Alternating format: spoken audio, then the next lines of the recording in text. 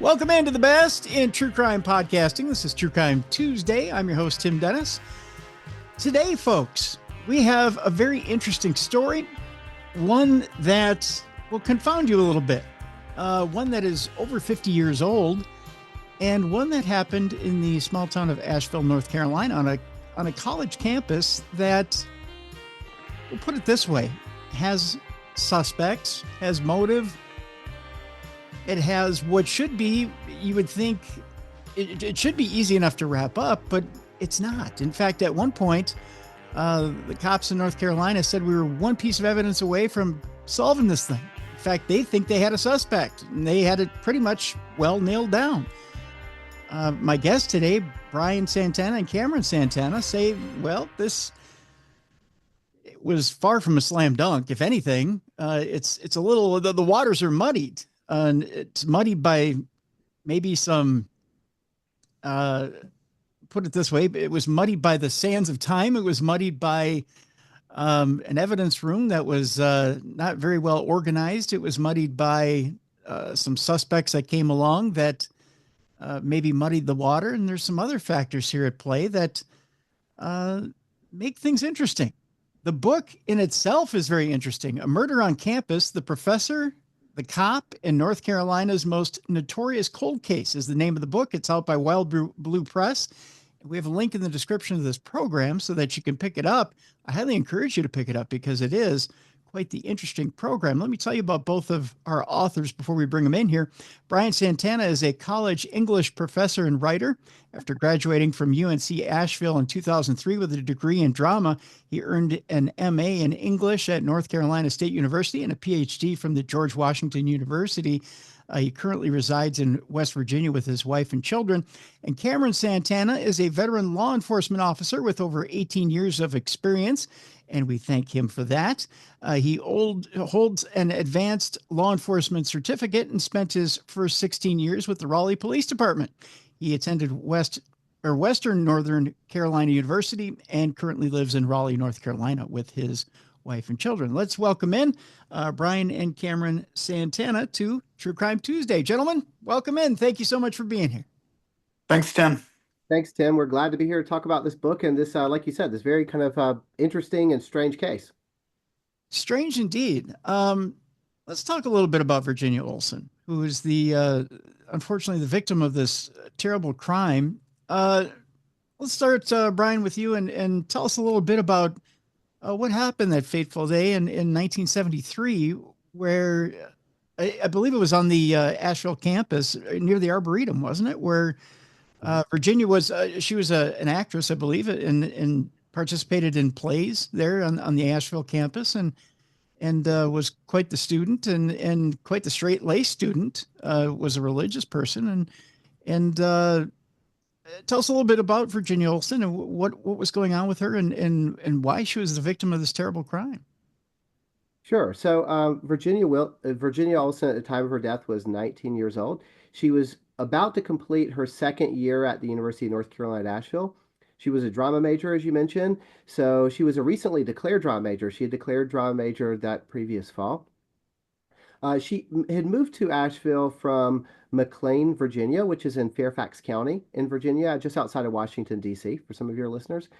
Her father worked for she had gotten into drama while a high school student and generally saw herself as a very kind of like artistic person. She came from a very religious household. In fact, many of the people we interviewed for this book described the fact that, she carried around a spiritual journal and she liked to record her daily spiritual thoughts. And so a deeply religious person, but also a very gregarious personality that to this day, many of her friends in Fairfax County in Virginia still experience a great deal of sadness talking about this case. This was a very transformative moment for them. Her father worked for the Department of Agriculture, and she spent most of her life in Virginia, but they had relocated to Lexington, North Carolina, which is in Davidson County, about a few hours away from Asheville. And she was attracted to Asheville at the time, like many people are today, because it was a site that was known for free thinkers and artistic types, and that was how she was starting to see herself. She was only 19 at the time she died, so she never had an opportunity to fully realize that potential. But at the time of her death, she had won a forensic competition the previous month before. She had appeared in the first main stage show at UNCA and was really starting to think about what she wanted to do for the summer. Was she going to work like she did the previous summer as a lifeguard at a pool in her parents' neighborhood, or was she going to try to get acting work? She was also contemplating a transfer to a different college to be closer to her family. Her family was very important to her, and also navigating some different romantic relationships too. But on the day she was killed, she had just returned back from her spring break, and she had arrived back on Friday the 13th, 1973. A very ominous day Hmm. for many of us if you're a horror fan.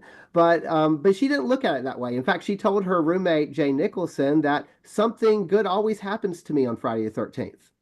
And so she had discovered that her parents that same day were en route to an Easter vacation in Missouri, and they were going to be passing through the area. So she was really excited to see them. She had some final exams that were coming up, and that Sunday, the day that she was murdered, Sunday, April 15th, 1973, she had lunch with her roommate, Jay Nicholson. She had gone back to her dorm, chatted with some people, and made her way down to the Biltmore Botanical Gardens to study.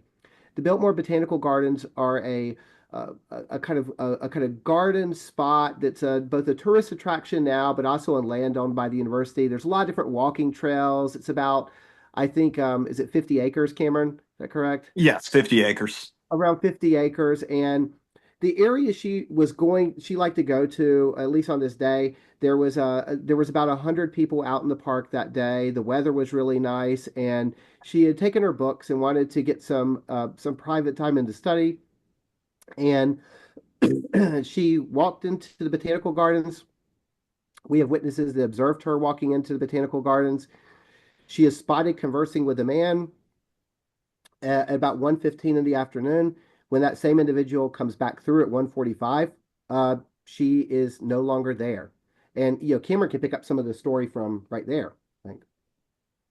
So, Cameron, tell me a little bit about this mysterious man who comes through and talks to Virginia, and then she's gone. It seems to me that I mean, she's going there to study, and she's not the type of person who, according to reports, just kind of picks up odd conversations with people and is chatty. Is that correct?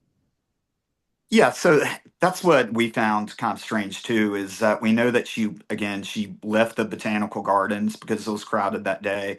She found a rock that was in that 50 acre area.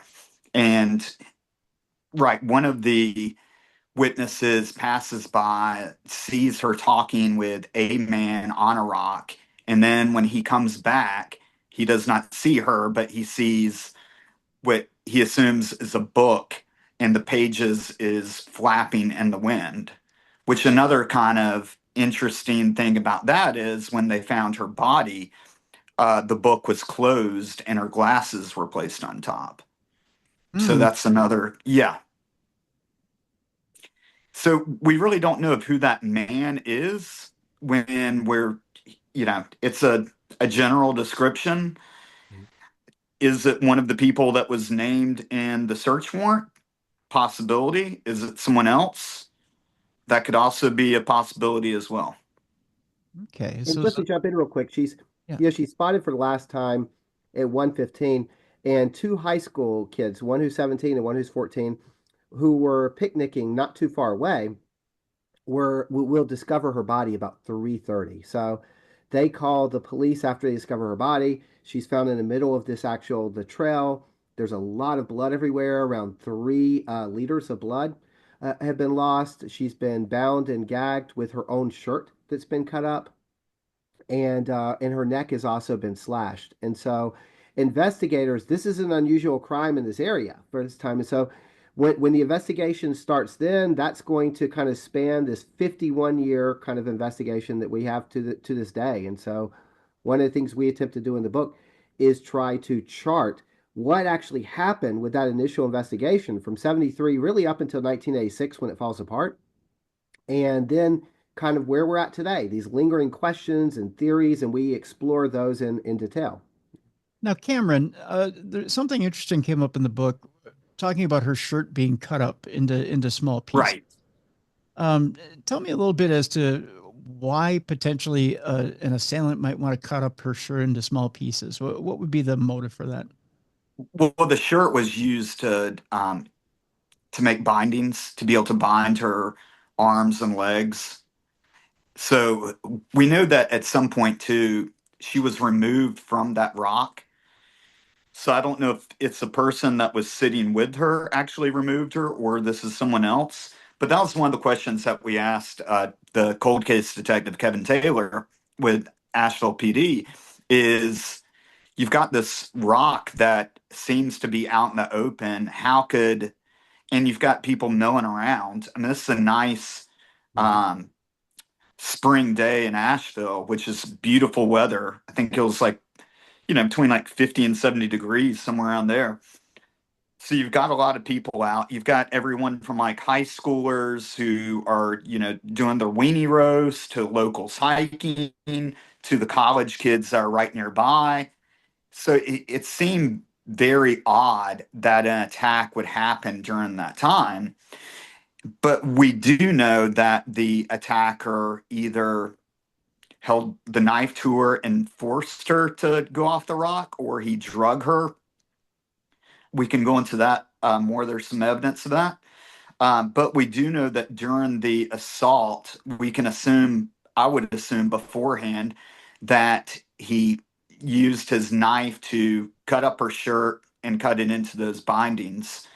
And then kind of fast forward, one of the issues that we have with this case is, of course, those bindings were removed by police. Now, was part of that shirt used as a bit of a gag as well? Did they? Yeah, I'm sorry. She was also gagged. Okay. And that was, yeah. So the shirt was used to gag her, tie her hands up and her legs up. And so that's the very bold crime as well. The person didn't come there with rope or other things. He's using her own garments. And so that's a fairly involved thing, to not only shred someone's garments, but also to use that as the thing you're using to subdue them. And to imagine that during this entire duration, no one's going to hear anything or come across you. Right. Her underwear was also removed. Yeah. Oh my God. Either that or she wasn't wearing any. But Yeah. there was no evidence of underwear being at the scene.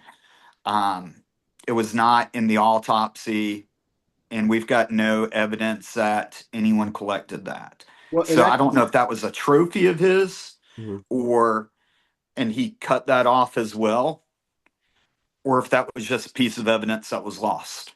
And the original investigators, they were actually wondering about this as well, because they did, in the search warrant we talk about in the book, they did list her undergarments as one of the things they were potentially looking for in their actual search warrant application. Wow. So to me, this suggests one or two things, and correct me if I'm wrong here, Cameron. That suggests to me that the killer probably has done this sort of thing before with the shirt, using it as bindings, or has come up with the idea from another type of training. Am I off on that type of thing? So that was my kind of thought, is that not only so much the bindings, but the fact that this happened in the middle of the day. I mean, you're raping someone and murdering them in the middle of the day in not a discreet place. Let's put it that way. Yeah. So that's when I started to look at, okay, is there similar cases in the area that match this, sort of murder or crime? And that's when we found the Sue Ellen Evans case.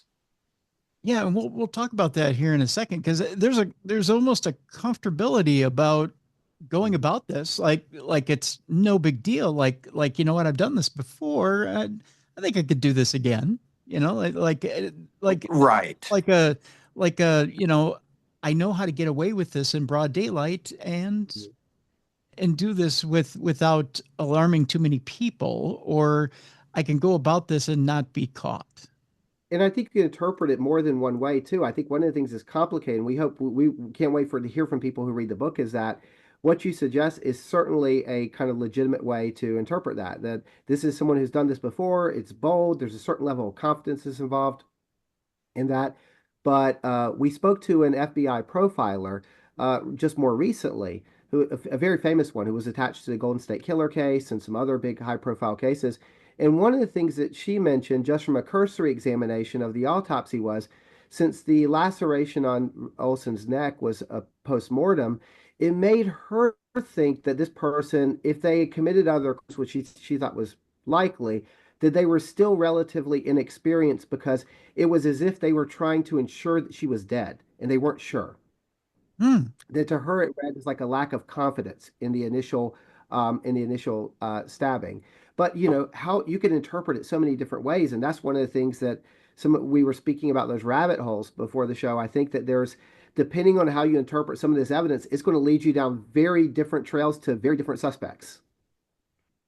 Now, was it the way she was stabbed, where she was stabbed, how deep she was stabbed that profiler determined that, or was it just the way the crime was carried out? Well, in that case, it was just the fact that there was the original officers had known there wasn't blood that was emanating from her neck, Okay. and so it was a post-mortem wound, and so she would have lost a lot of blood in very quick succession. The blade pierced her heart with just the one stab wound to her chest, and so the fact that after she would have bled out very quickly, as soon right after that, that someone would have also slashed her neck. It was as if they didn't really that they were a little bit less experienced. I think was at least some of the logic she had mentioned. Okay. Hmm. Interesting. Interesting. Well, then that is a contradiction, isn't it? I mean, almost the brazen way you go about it in the middle of the day versus the way you kill her Or is maybe you split different the thing. difference between the two. Maybe you say it's someone who is gaining experience, is in the early stage of their career, and or this is a part of what we do. Cameron talks about in the book, I think in detail, about a serial killer who's growing up in the area at this time and who kills people in a very similar way. And at the time our crime takes place, he's only 16 years old.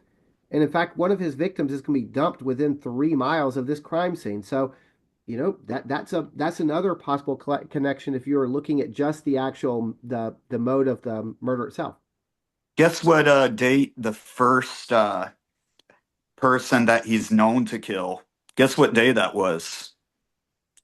April 15th, Ah, yeah, 1979. yeah. And that date, And no one would have, he got away with those murder. He got away with three murders until the 90s. yeah. So who's to say that Virginia wasn't his first? We can go And into that deeper later, but Well, I was going to say we can double back now and talk about that first victim that first victim after Virginia if you want because it's interesting that how this story keeps.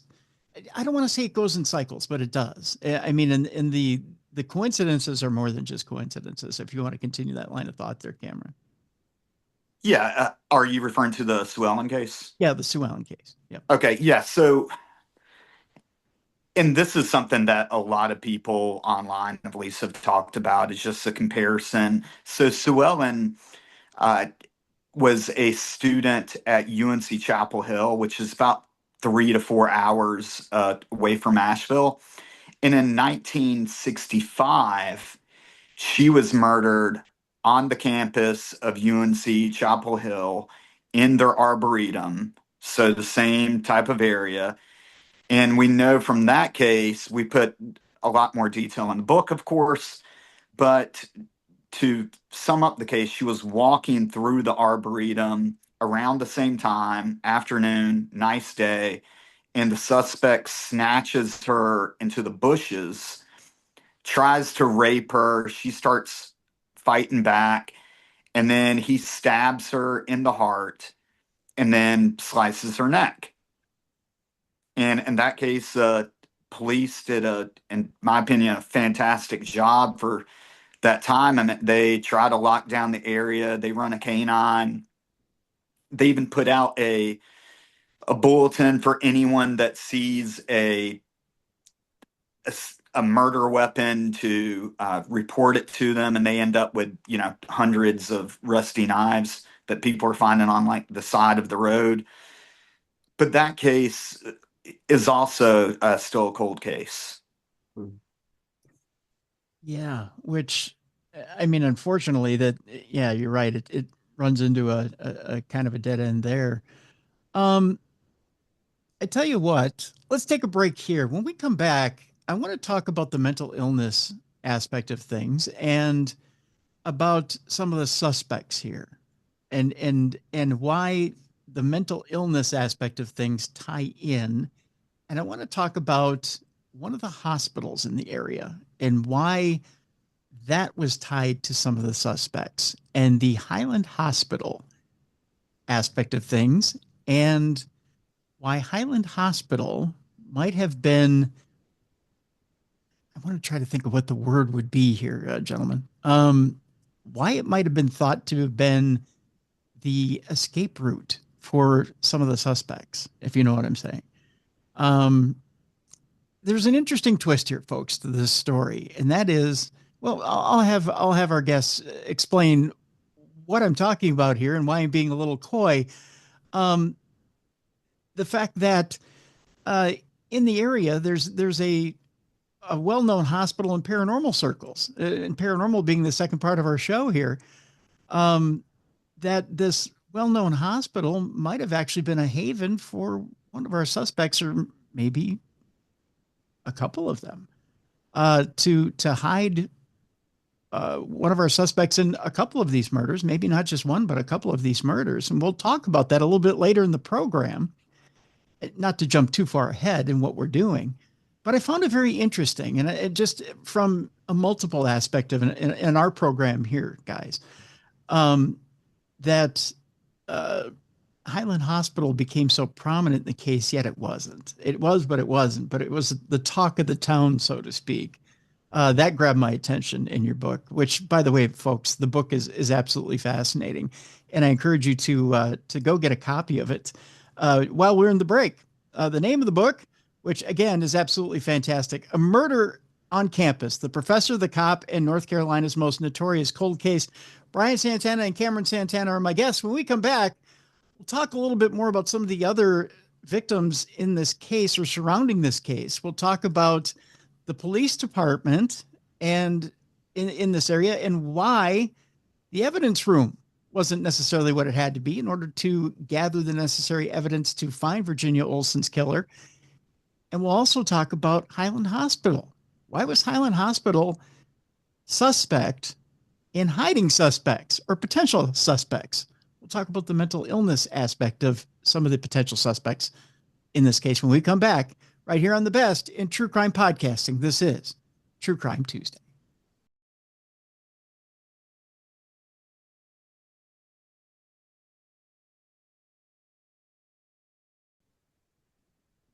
Welcome back to the best in true crime podcasting. This is True Crime Tuesday. I'm your host, Tim Dennis. Name of the book: A Murder on Campus: The Professor, the Cop, and North Carolina's Most Notorious Cold Case.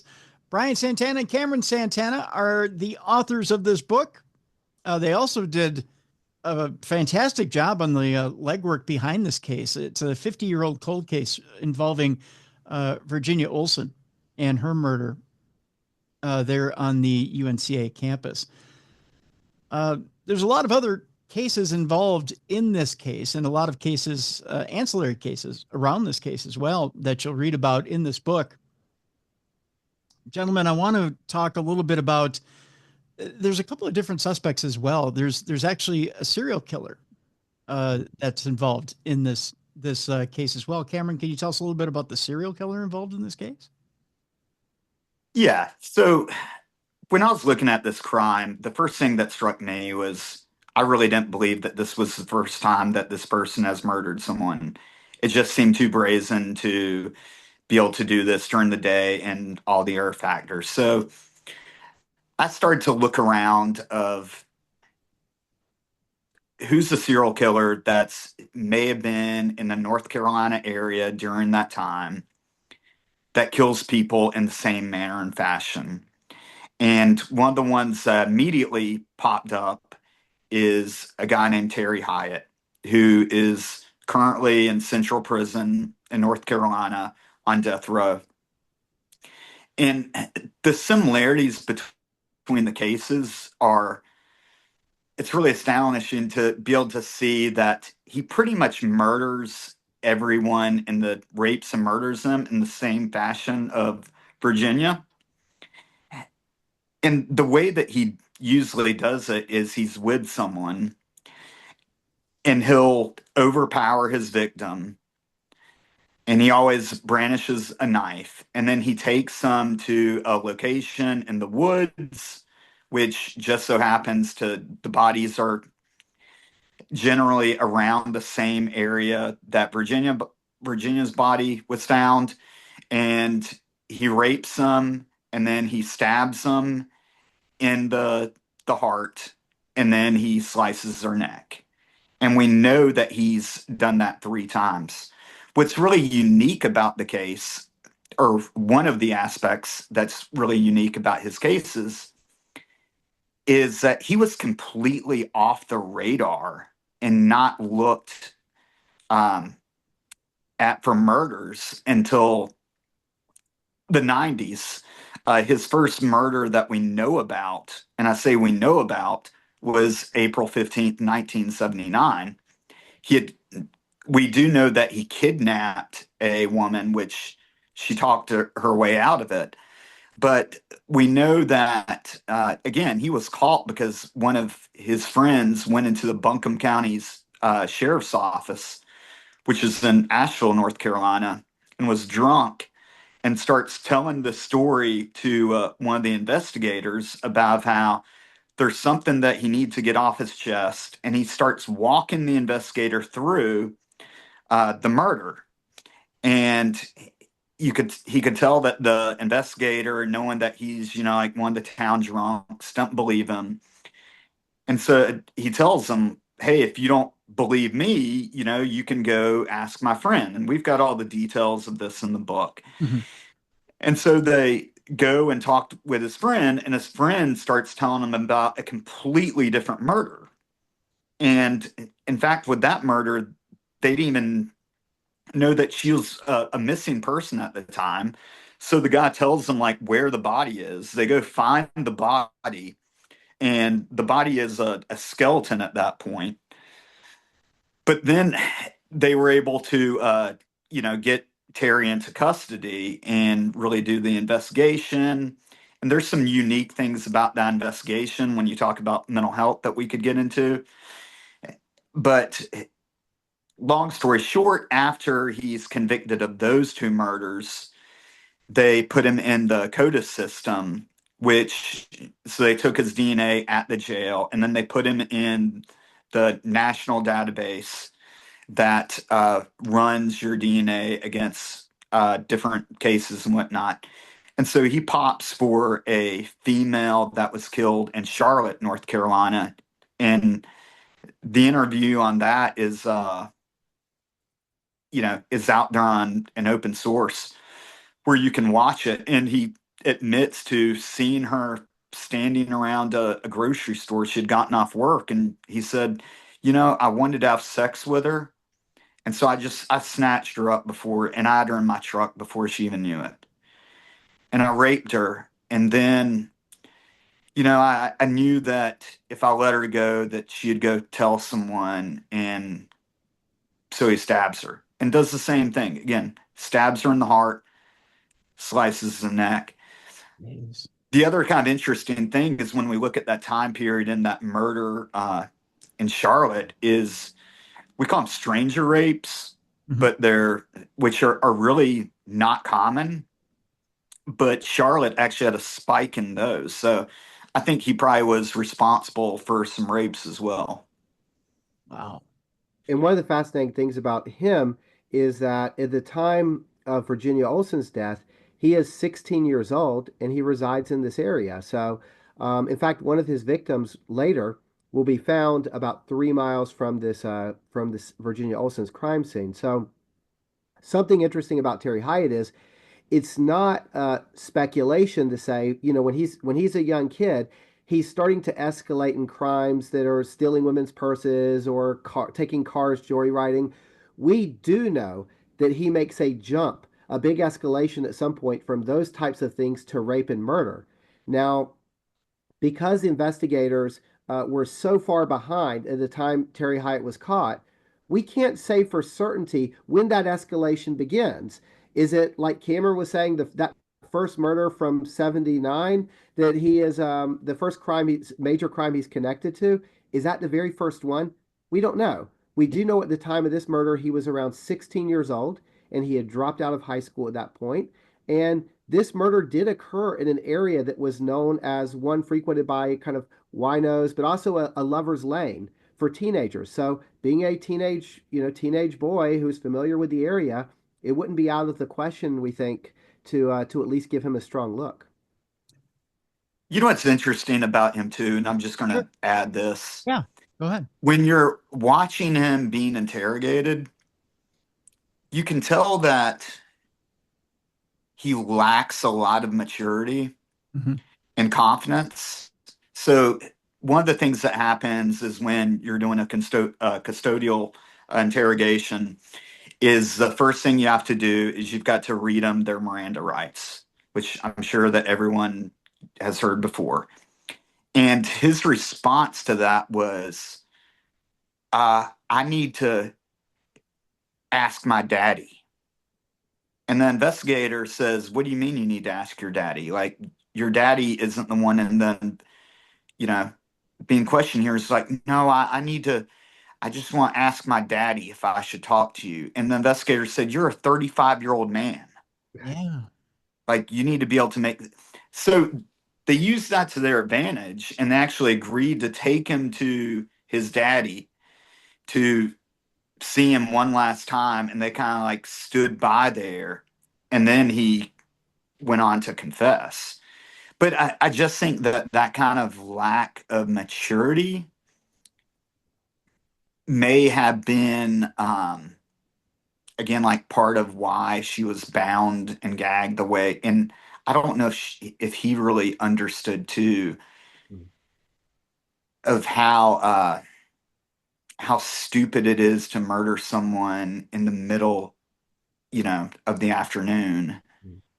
And he really wasn't doing it in a secluded spot. That's a very good point, Cameron. Yeah, that maybe the fact that it was done in the middle of the afternoon wasn't it wasn't a matter of hubris. Maybe it was a matter of stupidity. And when you look at these cases that he's involved in, it's like he sees a girl that he wants to have sex with, and it's like he is having sex with them, and I shouldn't even call it sex. He is raping them, yeah, and then he's going to murder them. And there's not it's like he doesn't have that restraint that most normal people have. Yeah, an animal instinct. Right. Yeah. It's probably the best way of putting it. Yeah. But if we want to go down a little bit of a rabbit hole, one of the things Cameron just pointed out was that, in the case of Terry Hyatt, he often had someone that was with him for some of these crimes. And that's where we have these witnesses who are aware, and in this particular case, the prime suspect that the police had for a really long time was not by himself either. So he was with a companion that day. So that's another, at least, question mark we have about this case, about really looking very closely at these guys and trying to figure out what the hell they're doing in the garden that day, what their relationship is to each other, and were they connected to Virginia Olson at all? Because they also engage in things that, at least according to the original investigators in the search warrant affidavit, which the readers can look at, because we do republish the search warrant affidavit unredacted in the book, you can get a sense of exactly why this individual seemed at least suspicious to the original investigators who were looking really closely at him within 2 weeks after the murder.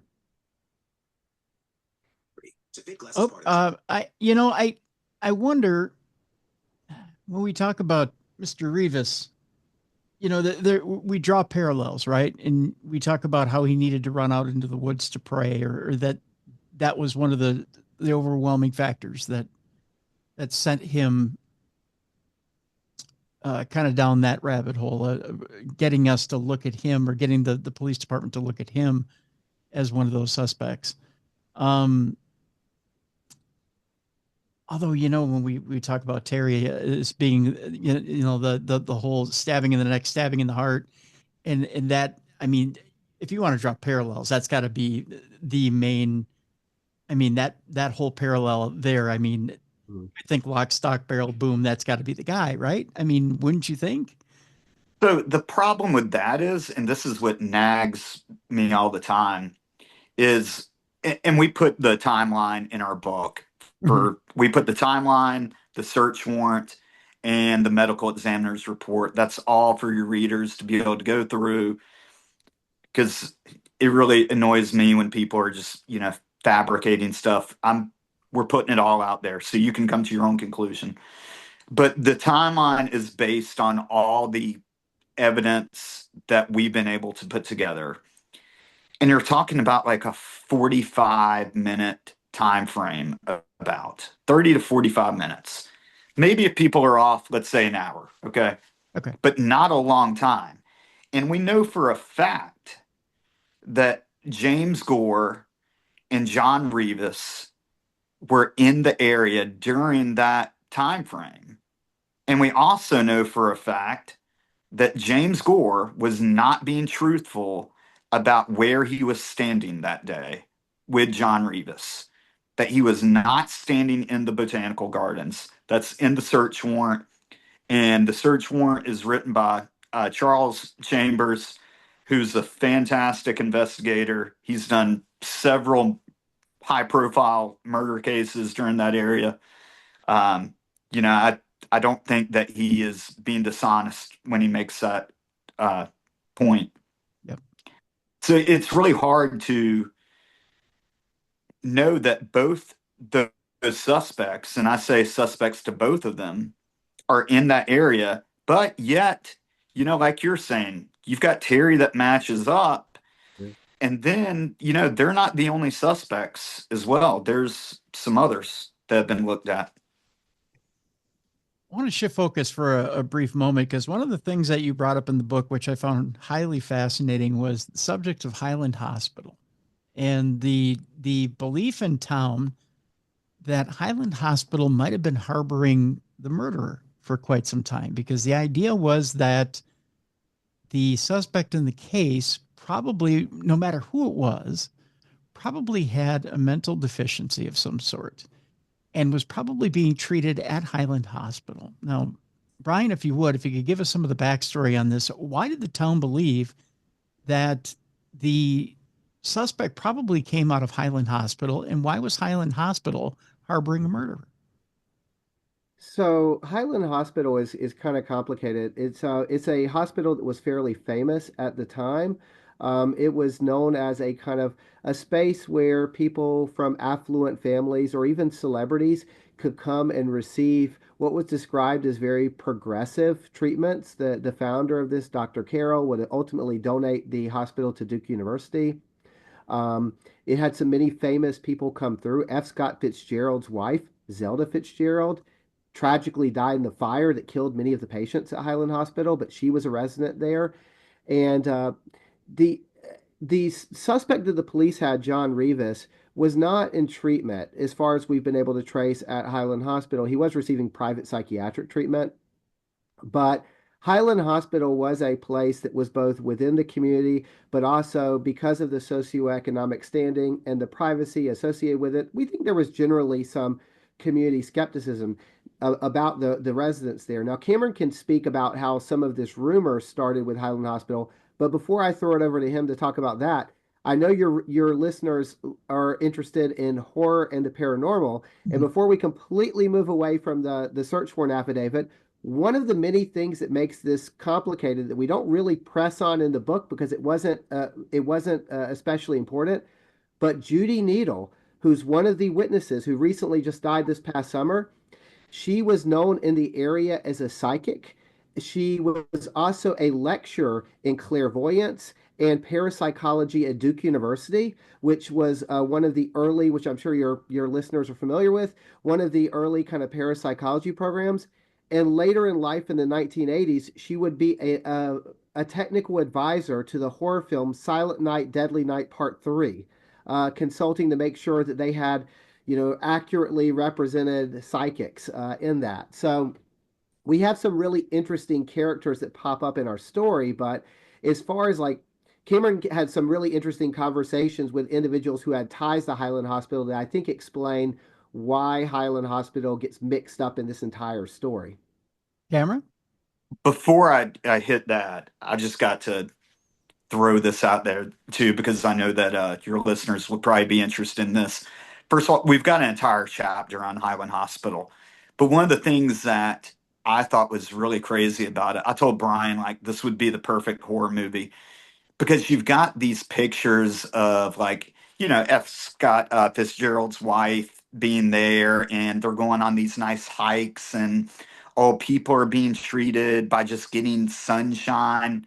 But then behind closed doors, it's electric shock therapy, or they would put them in comas by, giving them insulin. And so, like, and then to make it even crazier, one of the rumors that the fire was started by a staff member that was a former patient of Dr. Carroll. So Dr. Carroll would treat, I'm doing quotation marks, these these patients with, again, you're using like electroshock therapy, putting them in comas, doing these things. And then once he determined that they were cured, he would hire them on staff. And you can read about it more. We love to go into rabbit holes, but we tried to limit it. But uh, there's plenty of good stories in there about Highland Hospital. Yeah. What you were pointing to about the rumors in town was when we first started to look at this case, I did like what most people do. I start searching the internet, and I saw on Reddit some people were sharing some theories and some rumors, as well as some podcasts. People were talking about this whole rumor that the killer broke out of Highland Hospital and that, he came from an influential family, so the doctors kind of knew about it but let it slide, and that he murdered Virginia. And then he came back to Highland Hospital and he dumped his bloody clothes in a dumpster. And he also told the doctors, but the doctors, they've refused to talk to the police. And I told Brian, I was like, I wonder if how this rumor got started. So I located a guy that used to work there, and he spent a lot of time just going through some crazy stuff. But he really said that that was something that developed from, there's a police officer that was working off duty. And I don't know if he was telling information to some of the staff members, and then this just kind of like snowballed into what it was. Mm-hmm. But, of course, he also told me that there was bad spirits in the hospital, and it was one of those places, like in certain rooms, you would just feel like this negative energy. And yeah, it's definitely an interesting spot there. It sounds like it. I found it intriguing. I found the entire chapter intriguing, and like I said, I encourage people to pick up the book, not only on the Virginia Olson case side of things, but the people in our audience who are intrigued with the paranormal side of things to pick it up, because I find the entire chapter just creepy. I mean, down to just the description of what went on there, Right. to just it's I know for a fact that uh, when my audience reads it on the paranormal side, they will be itching to want to get in there and investigate it. And I know as an officer, you probably that probably makes your skin crawl. to hear that people want to get in there and try and investigate it to see if there's spirits there. But for most paranormal investigators, it looks like the most ripe opportunity you could ever imagine. Oh, I've never been in there, but there's a big mental hospital that's finally closed down in Raleigh, called Dorothea Dix. Mm-hmm. And that was a place that people went that didn't have insurance when I started. And that place, you want to talk about creepy? I tell anyone, like, if you would not have to decorate the place for Halloween, just let people walk through it. And they had the people that were housed there where patients that had murdered people, like the Black Widow, the serial killer, she was there until they closed it down. So it was like the worst of the worst stayed there. And yeah, I mean, I've heard all types of rumors. Not good at all. Not good at all. So, switching gears a little bit, there's a bit of an issue when it comes to the evidence room inside the police department. Holding on to, and we alluded to it a little bit here in the program already, but when it comes to holding on to some of this evidence that was gathered at the scene of Virginia Olson's crime. And it hasn't gotten any better over 50 years. As a matter of fact, gathering some of the stuff, and you guys have done a wonderful job gathering everything for this book. In fact, when you go through this wonderful book, you guys have at the end of the book, you have amazing pictures of details of Virginia's life. I mean, you've got the last photo that Virginia ever took in this book. You've got a playbill from the play that she was in there at UNCA. And yet, when the police department was brought to task, and they were brought to task about their evidence room, I mean, they were basically torn apart over their evidence room and brought to task about it. But yet they said they were one piece of evidence away the entire time. And I'm wondering, Cameron, can you tell us, how can you be one piece of evidence away from nailing what they said was the suspect they had all along, yet your entire evidence room is in disarray? Yeah, and that's one of the problems that is plaguing this case 50 years later, right? I mean, the advancement in technology, we can't blame them in 73 for saying, oh, well, you didn't know about DNA. For example, one of the things that we looked at was what could be tested today. And so I reached out to some friends of mine that work in the medical examiner's office, as well as some friends that they process crime scenes in Wake County. We call them CCBI, but they're the ones that actually go and document the entire scenes of these crimes.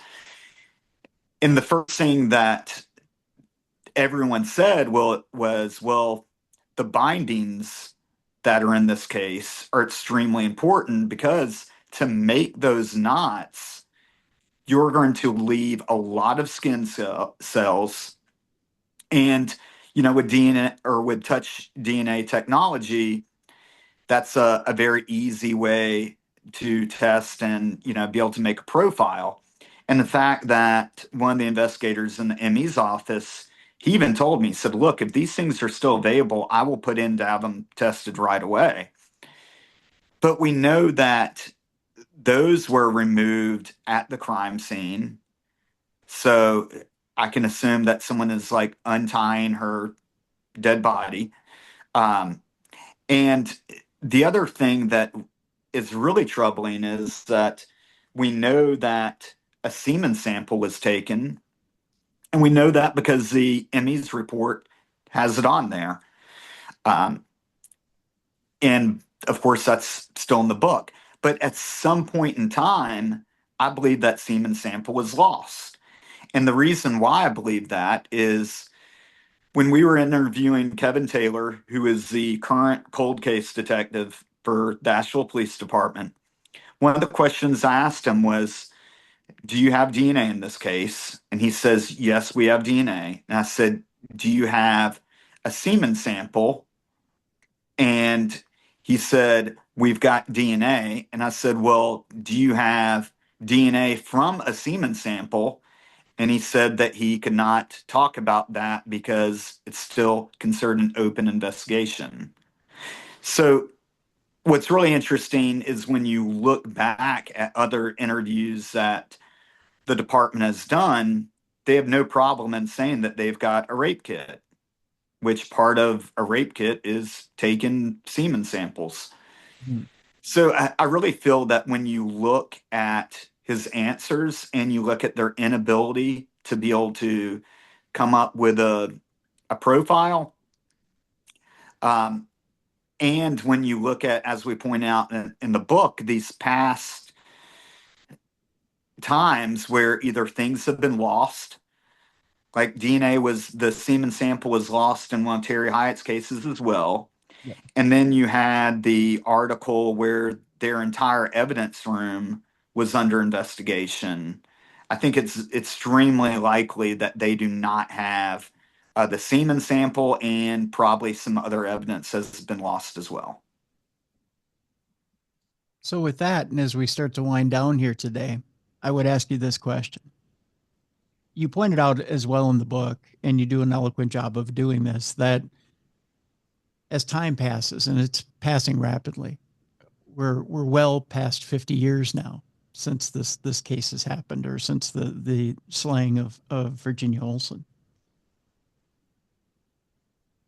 Any witnesses to what might have happened are well into their 70s, maybe even 80s. The memory fades, or it gets discombobulated. The witnesses that were there, the way they tell the stories might not be the way that they told them the initial time. They might tend to be a shade to the left or the right of what they were when they first told them. And so as time moves on, we get further and further away from the case. It gets less and less likely that this is going to be solved. So I'll ask this of both of you, and I'll start with Brian, and we'll follow up with Cameron here. What would it take to finally break this thing, in your opinion? Well, if the semen sample does not exist, this case is highly unlikely to be resolved forensically. So that would be kind of my take on that aspect of it. So what it would take, I don't think the case will actually ever be officially closed, as in someone arrested or prosecuted. I think the person is likely either dead or is potentially, maybe if it was someone like Terry Hyatt, still in jail. But I think the only way this case gets solved is if it gets more media coverage than it did during the years after Olson's murder. It has really fallen off the radar. There's not been a single significant article in over 25 years that is run locally in that region, and it never received significant national coverage. Many of our suspects in this case had ties to lots of other states. And so the only way I think this case gets potentially solved is if we can generate enough attention to the case that someone who had some tie to the perpetrator or someone close to the perpetrator. I just refuse to believe that the person who committed this crime lived their entire life and it was complete secret, and no one who knew them directly or no one who knew people that were in their orbit ever had any inkling of this. And so we just need this case has ties to Massachusetts, to New Mexico, to California, potentially to other states as well. And so we just need to get the word out. And part of the reason we wrote this book is because the Asheville police, at least what's not disputable, is they don't really publicly go out of their way to talk about this case anymore. They haven't held any significant news conference. They made one statement in 2017, but that was the first time in over a decade that they had said anything significant about the case. So we think we're running out of time, and so we would ask anyone who was anywhere in the orbit of whether it's John Rivas or whether it is Terry Hyatt or any of these people that come up as potential suspects in this case, James Gore, if you know something or have heard something, to please reach out to us. Cameron, I'm sure at the end of his response will give out our social, but reach out to us and we will pass this information along to the Asheville police as well.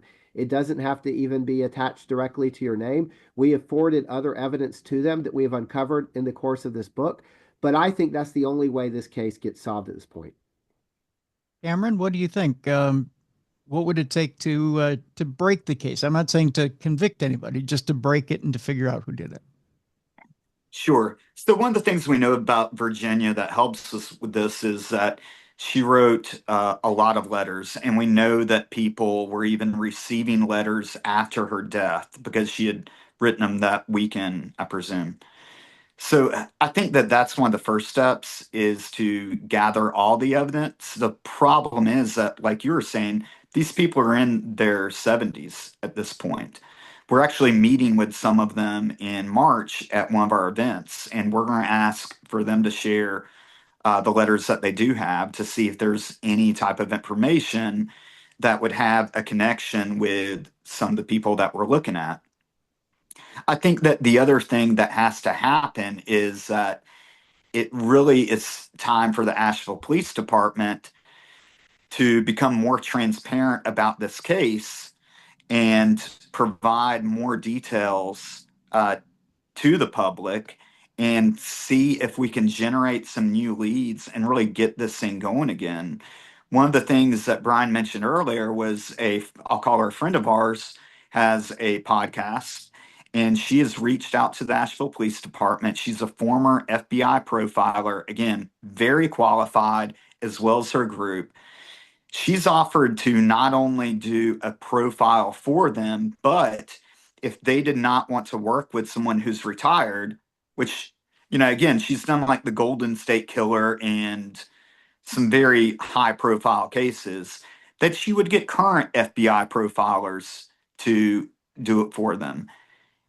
And I think that that's the type of new energy that we need, is we need someone to look at this from another perspective. And that's one of the things, again, why I felt it was so important for us to not hold back anything in this book. We put everything in unredacted. If people would like to share their opinions, we'll be more than happy to talk with them about it. I'm going to ask you kind of a tricky question, and I'm going to ask you to follow the letter of the question because it's a non-spoiler question. So I'm going to start with Brian. Do you believe that the police have ever had the real killer in their custody? I don't want you to name them.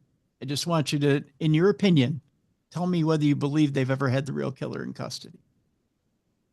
In custody or I believe the police have interacted at some point, or the individual is on one of their list. I would be very surprised if it is someone that's completely off the radar and that they've never considered. Okay, Cameron? I don't believe they've ever had him in custody, and it wouldn't shock me if they've never even bothered to interview him. Really? Okay, interesting. All right. Wow. Okay. I don't know why that answer surprises me, but that tells me that you have an idea outside of the realm of what they've been thinking. So that's refreshing. Yeah. Okay. Okay. It tells me that you have a whole different perspective, which is refreshing. Okay. So with that, I have one more question, and that's this. You know what? I think I'm going to reserve that question. I had one more question, but it's a little spoilerish, and I'm going to leave it for the book. I'm going to leave people to read the book. And I know people are going to hate me for not asking that question. They're going to be like, what was the question? What was the question?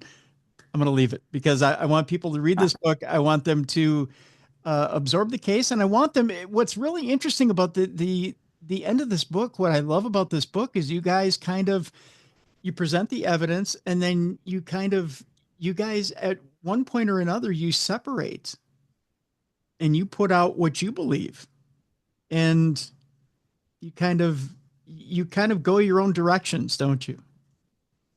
Yeah, and I think that that's, I'll say, the fun thing about this case is that Your opinion on this case is going to change Mhm. after you read the book, and it's going to probably change after you sit and think about it for a little bit. Even now, what Julia, the friend that's the FBI profiler, when she brought that information to our attention, it's like, oh, you know what? I didn't even think about it that way. And so I think that that's one of the things that's needed too, is for people to look at it through another lens and chew on it for a little bit and come back to it.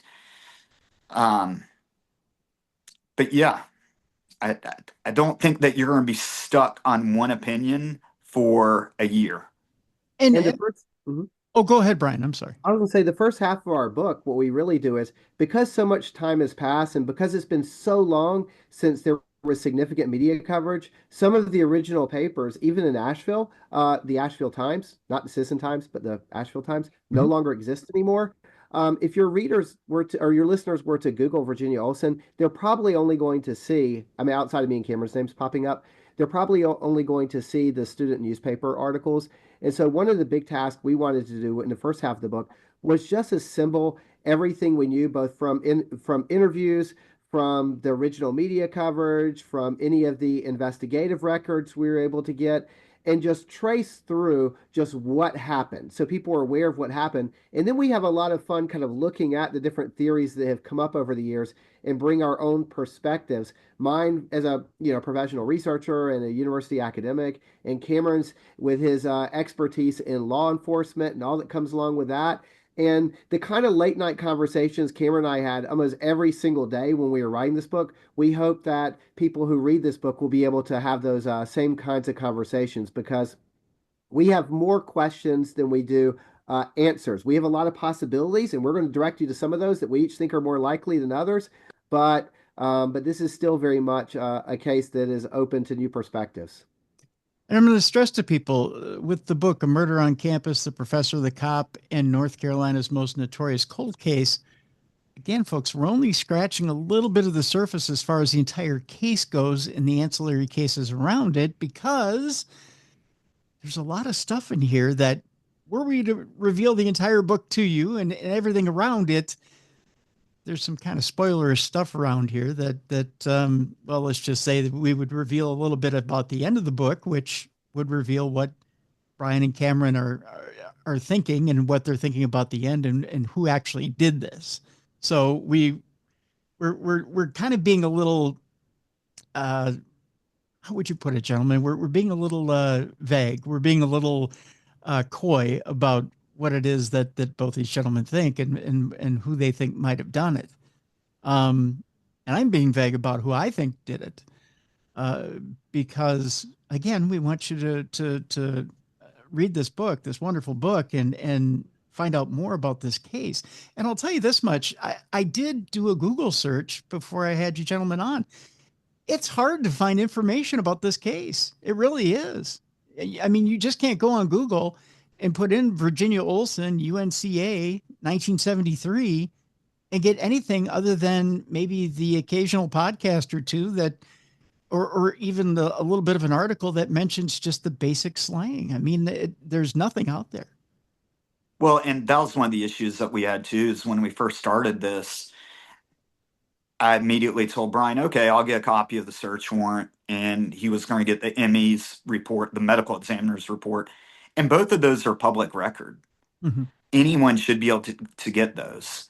And so, I called the clerk of court's office and provided them the date, the address, and the victim's name that the case was under. And his response at first was, oh, that's going to take some time. I was like, okay, I'll call back tomorrow. I called back tomorrow and it was, oh, that's going to be like looking for a needle in a haystack. Okay, I'll give you a week. Called back in a week. Oh, it's not here. It's with state archives. Same thing with state arch. It took me 4 months. And Well, they finally told me that they're like, yeah, because a suspect was never named in the case, we probably destroyed it.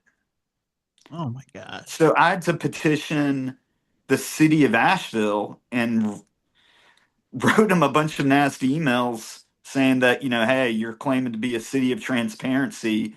I know that this document exists. I know that the Asheville Police Department has it. You know, I'm entitled to a copy of it. It's a public record. And they finally came around 4 months later. And Brian had a similar experience with the medical examiner's report. So I think that that is one of the reasons why this hasn't got the attention, because reporters can't get the documents that they need to be able to write about it. Yeah. And Yeah. part of us publishing these different documents in the book was so that readers don't have to do that legwork like we did. Right. When I contacted the medical examiner's office, they said, we don't have that because there was a big fire in 1975. So any cases before that, they were burned up and lost. And the charred remains were taken to North Carolina archives. So we are back to the Asheville police and having to involve different state agencies to intervene on our behalf to get copies of these documents. But because they are so, we talk about that process in the book, but because they are so difficult to get, even just understanding things that we would just take for granted today, reporters or anyone who's interested in these cases, whether it's the medical examiner's office or the clerk's office, like Cameron said, you can typically get these the same day. It's a very easy process.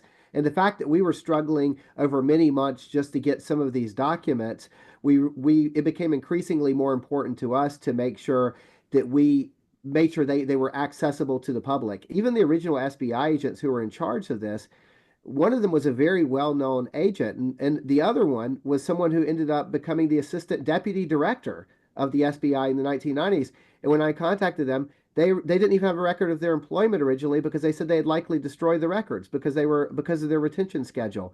Now, to their credit, they did bring in some staff that it did end up finding the information we were looking for and passing it along. But these are all, and we have many of these examples in the book, these are all examples of things that you can't just research this online and find out anything about it. So by the time your readers finish this book, they will know pretty much everything that it is possible to know about this case and will be in a position to actually offer a kind of an informed opinion or take on it, or at least as well as it's possible to be. Oh, absolutely. Absolutely. I can't stress enough, folks, how thorough Brian and Cameron have done of a job of not only just covering the case, but other cases as well that link to this case, and done the thorough history, not only of the area, of the myths surrounding this case, but really covered this case completely and thoroughly. So you get the complete background, and really you get to know more about the life of Virginia Olson and the entire cast and characters surrounding this. I mean, I would say you've done a comprehensive job, and a good comprehensive job of that, gentlemen, of covering this case. And I think people will get not only a well-rounded, but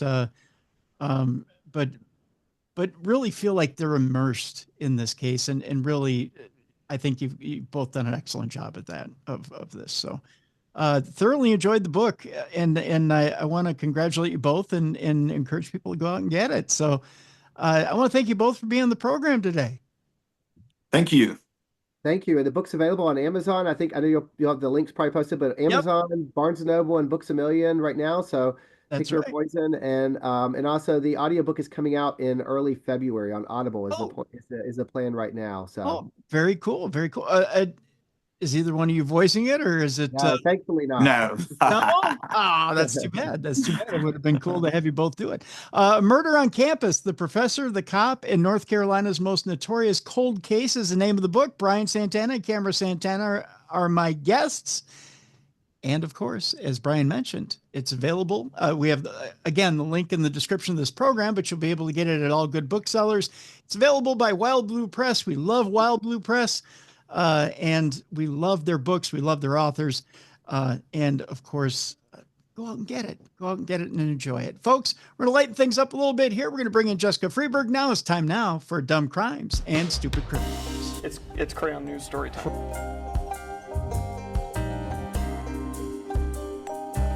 What happened with this dude, Christ Bearer?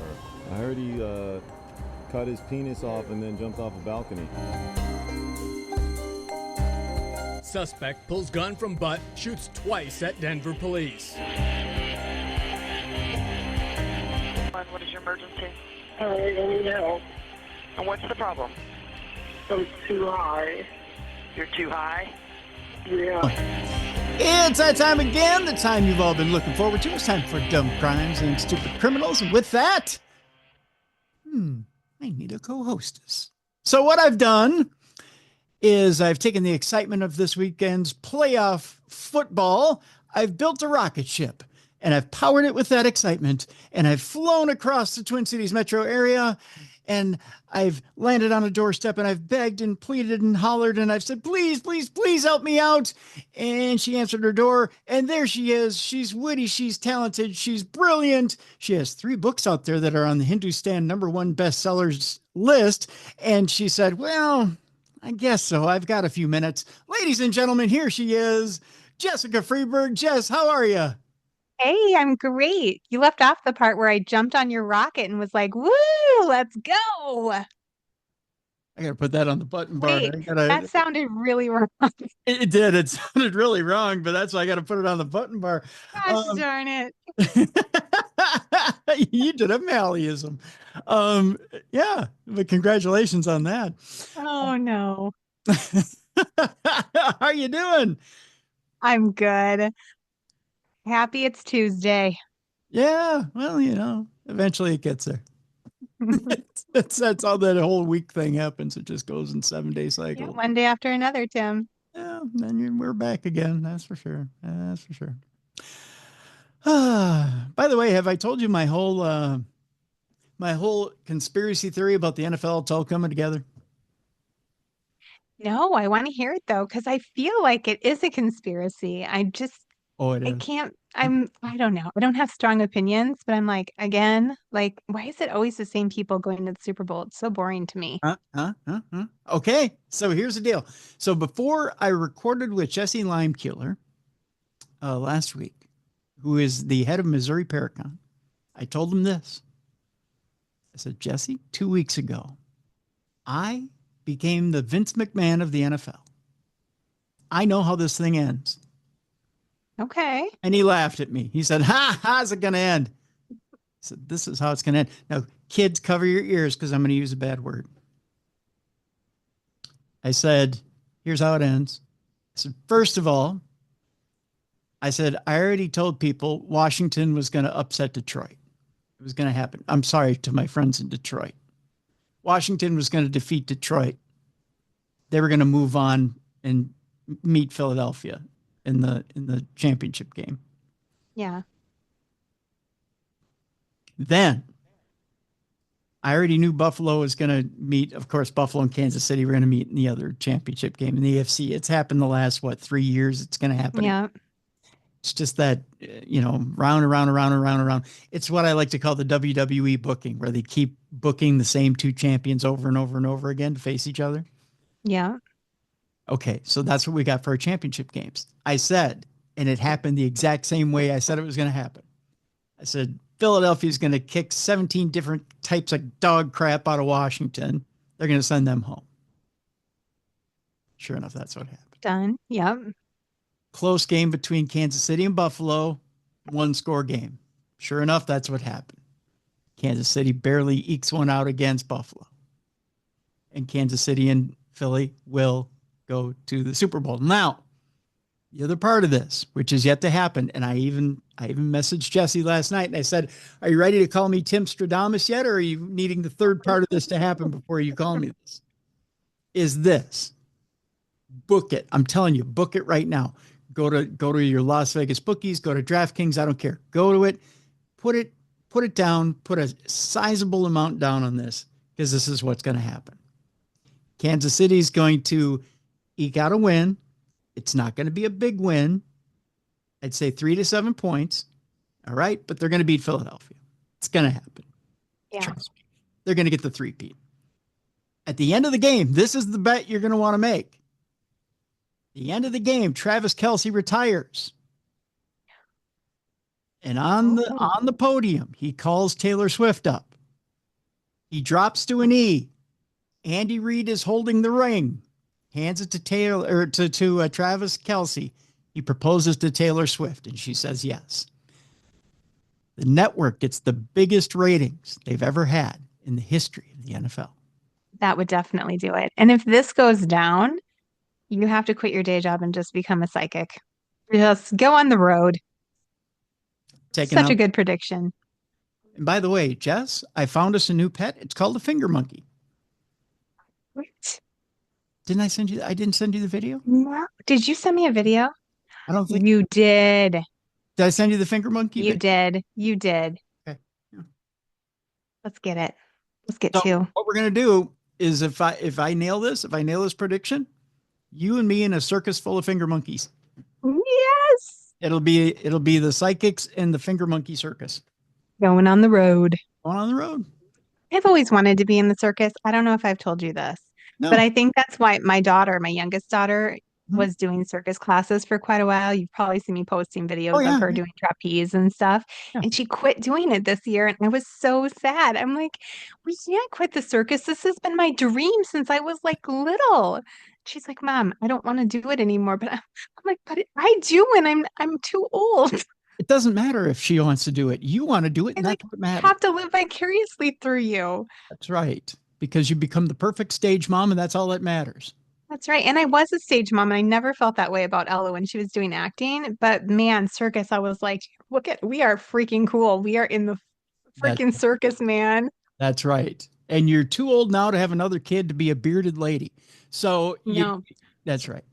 Maybe I could be a bearded lady though, Tim. I do sometimes get a little hair that grows out of my neck right here, and I pluck it. It's close to the right place. You just have to get it to migrate up a little bit. Just let it get really long, and Yeah. And then kind of comb it up. Yeah. this is what happens when you get old, folks. It's not pretty. No, they say getting old is not for the faint of heart. Isn't that what it is? Something like that. Anyway, I told my kids, if you don't pluck my extra random hairs when I'm old, I will come back and haunt you hard. hard. Yeah. Yeah. Well, You fire someone, I don't care. yeah. I don't blame you. I don't blame you at all. So there you go. That's the big conspiracy. That's the big conspiracy theory. And I'm just telling you, if we had pari-mutuel betting here in Minnesota, I'd go throw a ton of money on it right now because I know it's going to happen. As sure as you and I are sitting here recording right now, it's going to happen. Okay, well, I'm kind of excited to see if it does. Now I have like an added vested interest in this game. I mean, any vested interest. I didn't really care before. Yeah, but I'm telling you, it's going to happen. It's going to happen. You heard it here, folks. Yep. And if it happens now and people go, oh, how did you know? It's all WWE stuff. Just telling you. Yeah. It's as sure as, and I kept telling people during the election, Vince McMahon is booking the Trump campaign, and they all laughed at me. But I'm like, how else do you get Hulk Hogan and Kid Rock around Donald Trump for that entire? Right. It's because Vince McMahon's booking the campaign. Smart. People didn't believe me, but I know. He knows things. I know things. It's the same. Speaking of knowing things, it's dumb crime, stupid criminals. Let's just say I knows dumb criminals. I mean, not personally, but I just knows them. I knows the stories. You guys evidently know it too because you've been sending me some pretty funny stories. So we're going to get into them right now. Just saying. Much like this one, parents, I'll just tell you this much. If your kids are hanging out with the school principal, it's not because the school principal gets discounts on school lunches. It's because the school principal is holding. Just saying. It's not because the principal's cool. No. It turns out our first story has to do with a Florida elementary school principal who was arrested after 100 kids were found at her home for an alcohol-fueled party. Dang. Yeah. That principal was too cool for school. Although when I look at her picture, she's too scary Mary.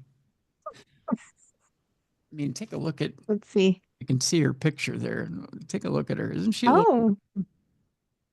Yeah. Yeah, she kind of has that. Yeah. She looks plastic or like she has a little bit too much Botox going on. Yeah. She looks scared. She does look scared. She ain't never scared. Yeah.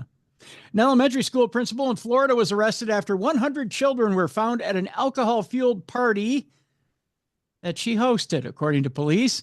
47-year-old principal of Roosevelt Elementary School in Cocoa Beach, Elizabeth Hill Brodigan, yikes, was arrested on January 19th after police were called for a reported house party. She's an elementary principal, Jess. Yeah, when you first said it, I thought, oh, she must be a high school principal, but elementary? Elementary, my dear Watson, elementary. When officers arrived, they found more than 100 kids dressed in matching T-shirts because you got to have a theme for that party, right? Adorable. It is adorable.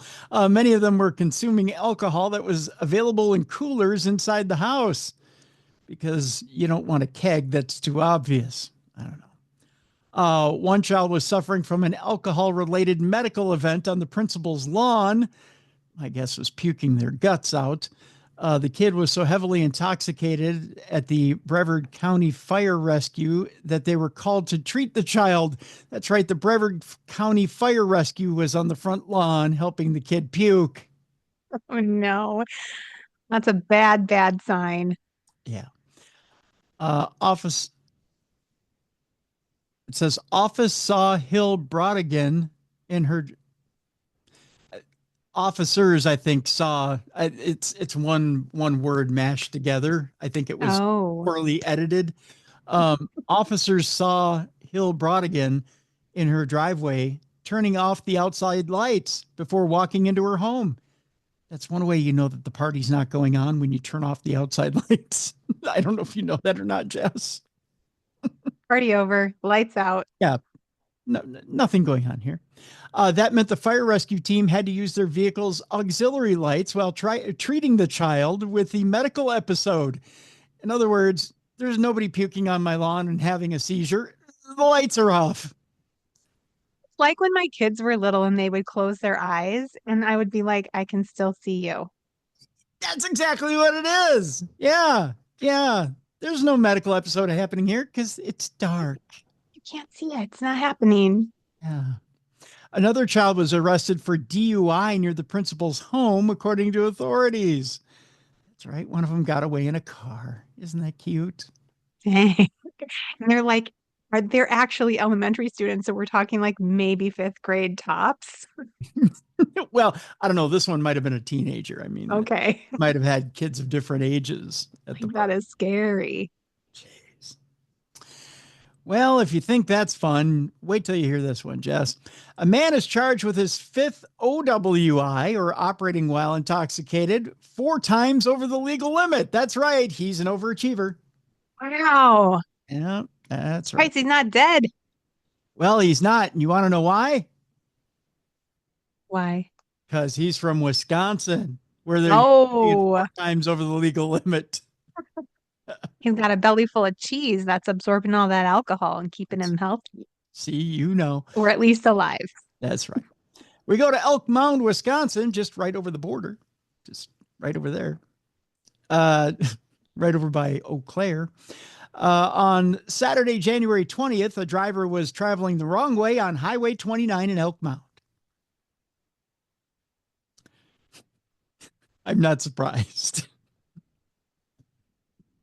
Because when you've got a belly full of cheese and alcohol, you probably will travel the wrong way on Highway 29. Just saying. That's my worst nightmare, though. That's so scary to me. Yeah, it is. Yeah. The driver, 56-year-old Mark Preve, failed to respond to the squad's lights or sirens and continued in the wrong lane before turning into an adjacent parking lot. Preve refused a field sobriety exercise, but took a breath test with the result of, get ready for this, Jess, a .329, 4 times the legal limit. Wow. Wow. When he blew into that breathalyzer, he powered an entire city. That's what happened. That's how potent Mr. Preve really was. Yeah. Yeah, it's quite impressive. Preve was placed under arrest for OWI, 5th offense, kids, and cited for operating after revocation, fleeing an officer, driving wrong way on divided highway. That's right. That takes skill. Wrong way on a divided highway. Yes. You have to really try to make that happen. In other words, there was a huge ditch that somebody mows on a regular basis. So you had to go, I'm going to drive across that huge ditch and drive the wrong way on that side of the highway. And failure to have an interlock ignition device installed. So not once, not twice, not 3 times, not 4 times. And a judge went, you know what? You got to blow into something in order to drive that vehicle. He decided not to have it installed. Because he knew he wouldn't be able to drive anymore. That's right. We've got a problem. Because Mr. Tipsy McStagger can't get up in the morning without a stiff one, so to speak. Yeah. Yeah. That's sad. Breve was on probation from a felony OWI conviction and is currently being held at the Dunn County Jail on a probation hold and $25,000 cash bond. So, no, good for him. I think he has an alcohol problem. Tell me, if you were to look at this man in the orange jumpsuit, would you say to yourself, yeah, I think he likes a few? Yeah, he looks a little like he's had a few. Yeah, he does. He looks like he's probably consumed a few too many. He looks like he's happy with himself. He does. I mean, I would be his friend. I just wouldn't get in a car with him.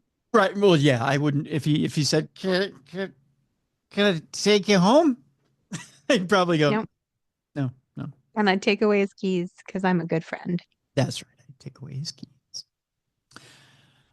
This story is actually, I'm surprised I missed this story last week. So I'm coming back around to this story.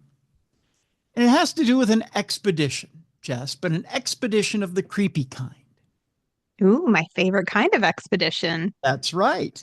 Now, you might have heard of in the annals of history, I said annals of history, the Lewis and Clark expedition, right? Oh, sure. Yeah, I'm familiar. This is a Lewis and Clark expedition of a different kind. Turns out that a 55-year-old man has been stalking Caitlin Clark, the basketball player. Oh, yeah. Ugh. Yeah. The accused claimed messages that he was sending were a fantasy type thing, but it turns out his last name is Lewis. Get it? Lewis and Clark. Oh my goodness. What are the odds? Well, I'm telling you. A Texas man has been charged with stalking Caitlin Clark via sexually explicit and threatening messages sent to the athlete's ex account, according to a probable cause affidavit. Investigators charged 55-year-old Michael Thomas Lewis, he can't make it up, in connection with the messages which were sent to the basketball star beginning in mid-December. Charged with a felony stalking count, Lewis is locked up in the Marion County Jail in lieu of $50,000 bond. Due to the nature of these messages, a cop wrote, the FBI sent an emergency disclosure request on X, formerly Twitter. You know it had to be bad when that happened. Seeking information about Lewis's account and from where he had been posting messages.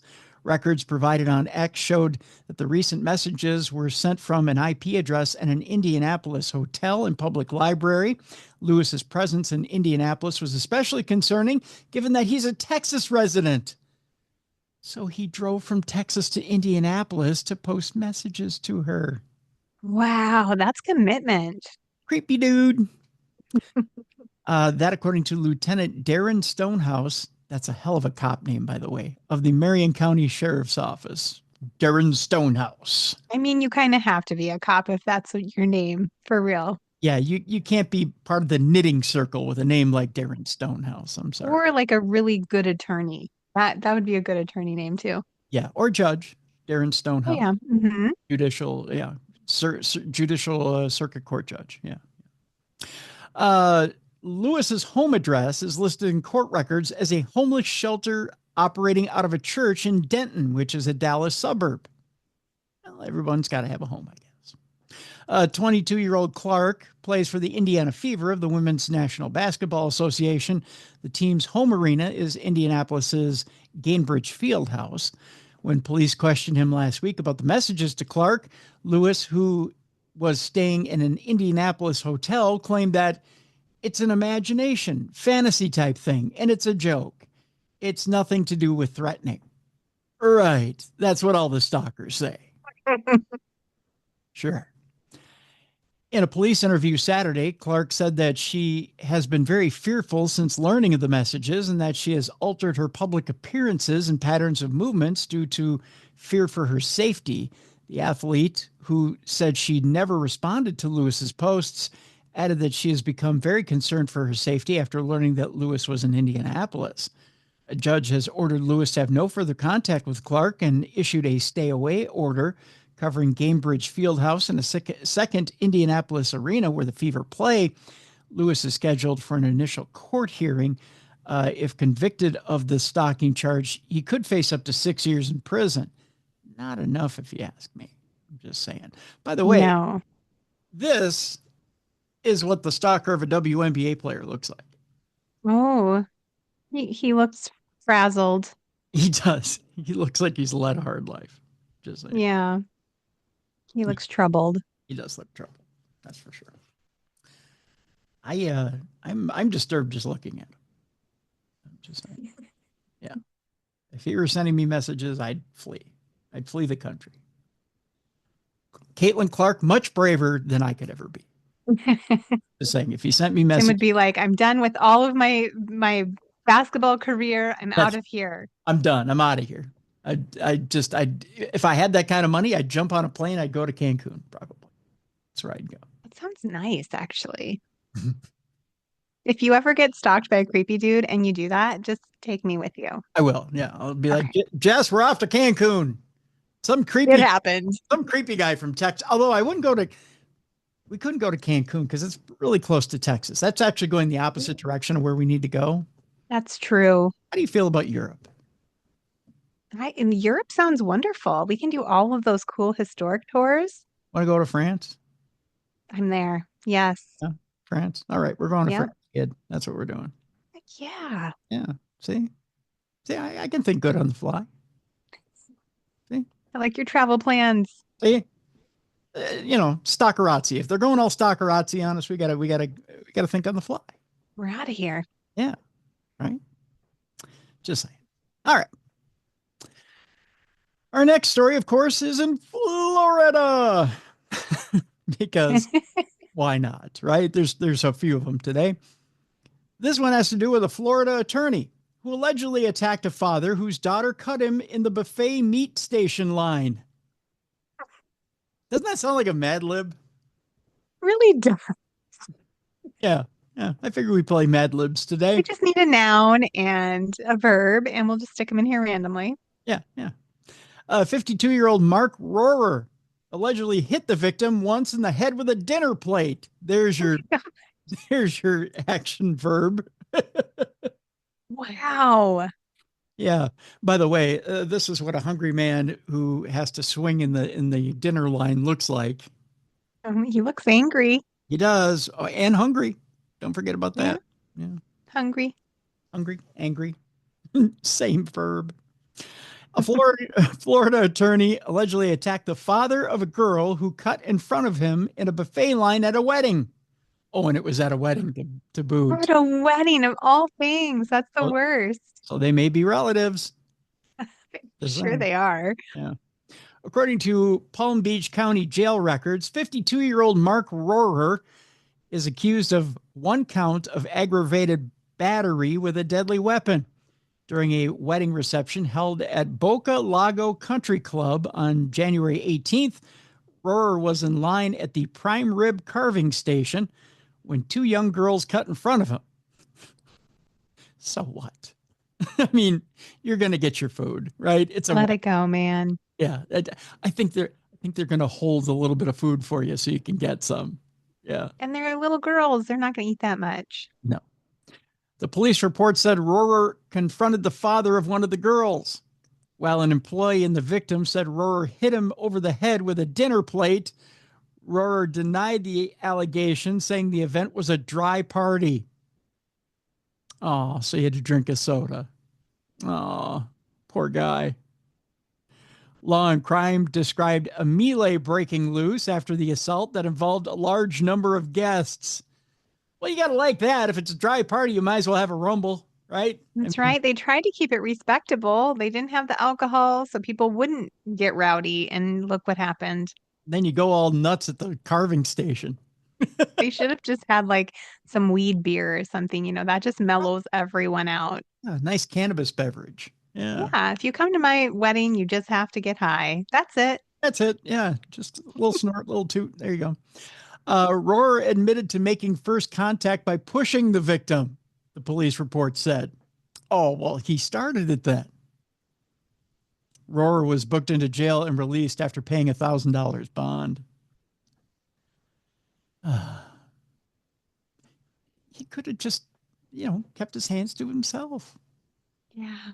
So what? The kids jumped in line. So what? People need to calm down. Give him a bun. That's all. Kids don't eat much, right? I mean, typically not, but it's a wedding. It's a buffet. There's plenty of food, I'm sure. There's a ton of food. And so what? You have to wait 2 minutes. Yeah, I feel like people lately, though, are just like on the verge, like that. If that's all it takes to set someone off, they were just about ready to go off anyway. Yeah. That's stupid. All right. Our next story, Jess, is one of dumb cops, stupid criminals. Are you ready for this? Again, we're staying in Florida. We're going to be right back in Florida as a Florida cop accidentally shoots a driver with his own gun. Oh, God. What started as a routine traffic stop in Florida ended with a shocking twist. A police officer accidentally shot the driver in the leg with his own gun. I have to show you a picture here just to show you how absurd this whole scenario looks. Oh. At least he's trying to help him after he accidentally shot him in the leg. Well, it looks like he's trying to help. Yeah, poor guy. Dang. Just, it's kind of like, whoops, I'm sorry. The situation seems straightforward when 39-year-old Jason Arrington was pulled over for running a red light in Jacksonville on December 13th of 2024. Body cam footage shows him calmly informing Officer Sean Lowry that he was carrying a firearm as permitted under Florida law. Lowry thanked him for his honesty and asked him to step out of the vehicle, prioritizing safety for both parties. So far, so good. But things spiraled quickly as officers Austin Weipert and Mindy Cardwell worked to secure the firearm from Arrington's holster. That's when disaster struck. Struggling to remove the gun, Officer Cardwell accidentally placed her fingers inside the trigger guard, which you never do. That's when it discharged. So dumb. Arrington was shot in the leg at this point. Arrington survived, but says the injury has deeply affected his ability to work. What's his work, you may say? Well, it's a gigolo. He shot his dick. No, I'm kidding. I'm joking. No, I'm kidding. No, I don't know what his work is, but it doesn't say, but he was affected nonetheless.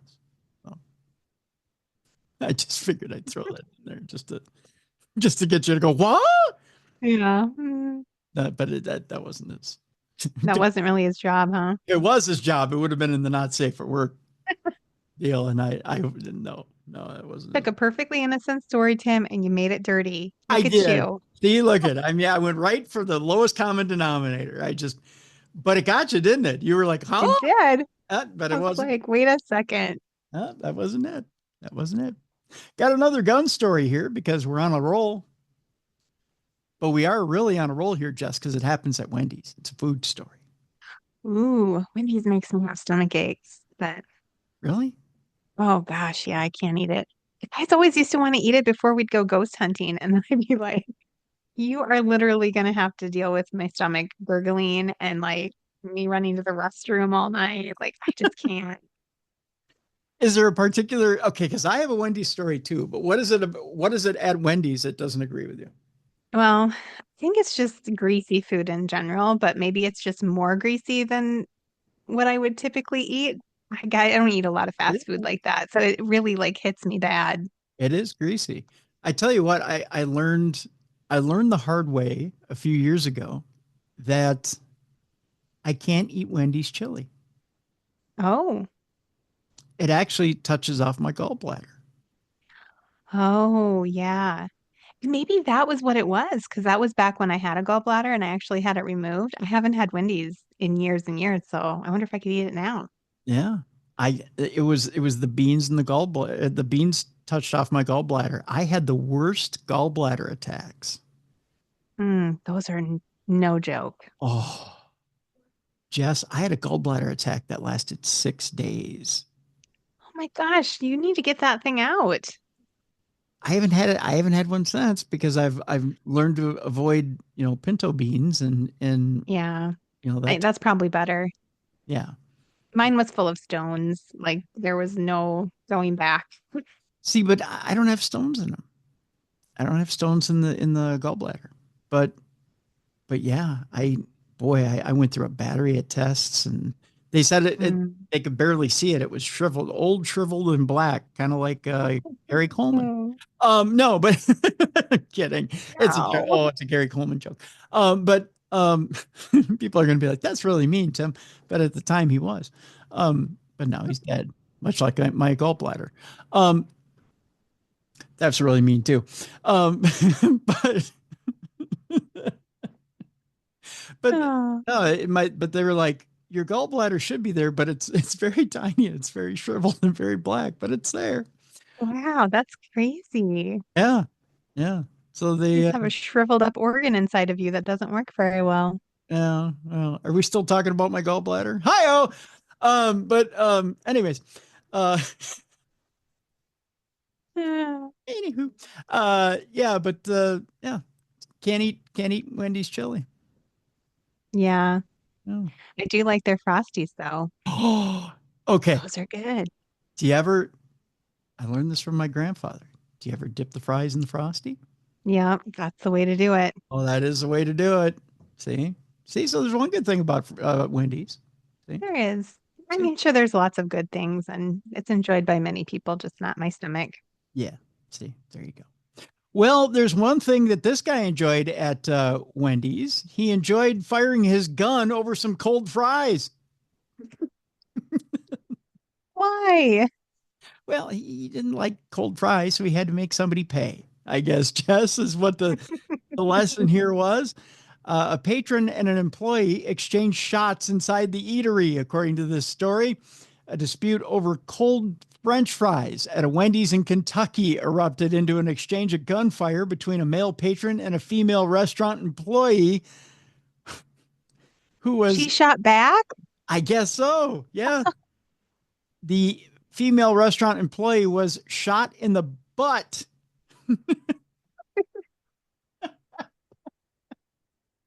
I don't mean to laugh, but... I mean, you have to. Kind of like, my fries is cold. Take one in the ass.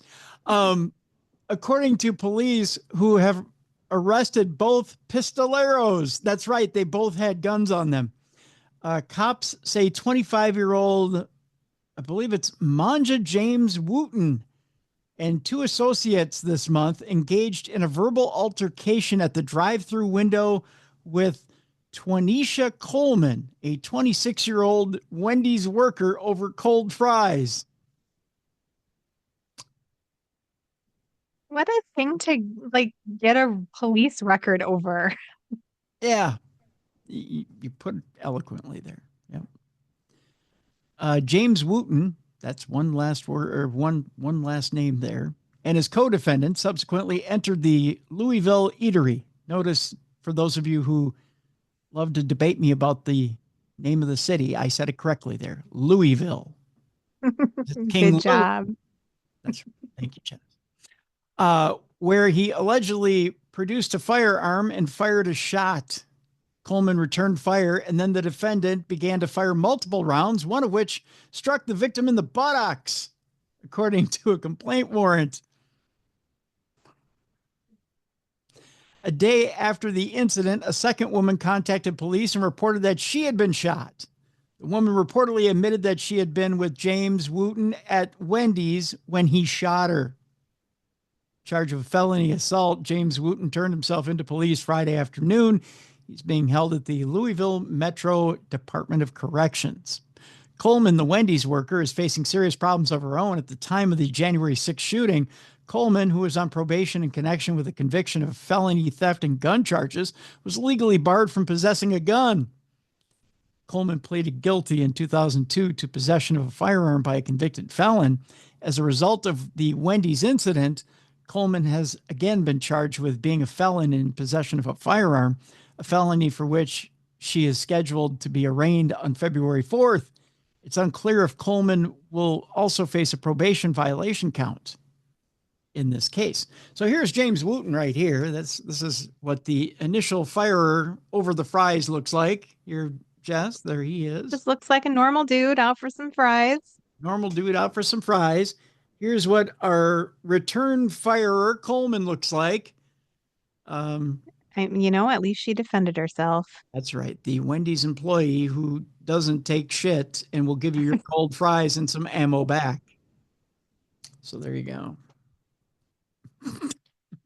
I apologize. Dedication to her job, though, too, to take one in the butt for, That's right. taking it for the team. I think our entire episode today is not safe for work. I haven't even said that it's not safe for work, but I keep throwing it out. I know. Everything I say, I don't mean it to be pervy. And then I hear myself and I'm like, I just said she took one in the butt for the team. Like, what am I saying right now? Catch that. You got it right past me. And my gosh, I'm so naughty and I don't even mean to be. It's perfect, though. Thank you so much for that. You're welcome. Oh, boy. Okay, we're one story away from not safe for work land. Although I feel like this one probably should be, but it's borderline. All right. You've been warned, folks. Yeah, you've been warned just in case.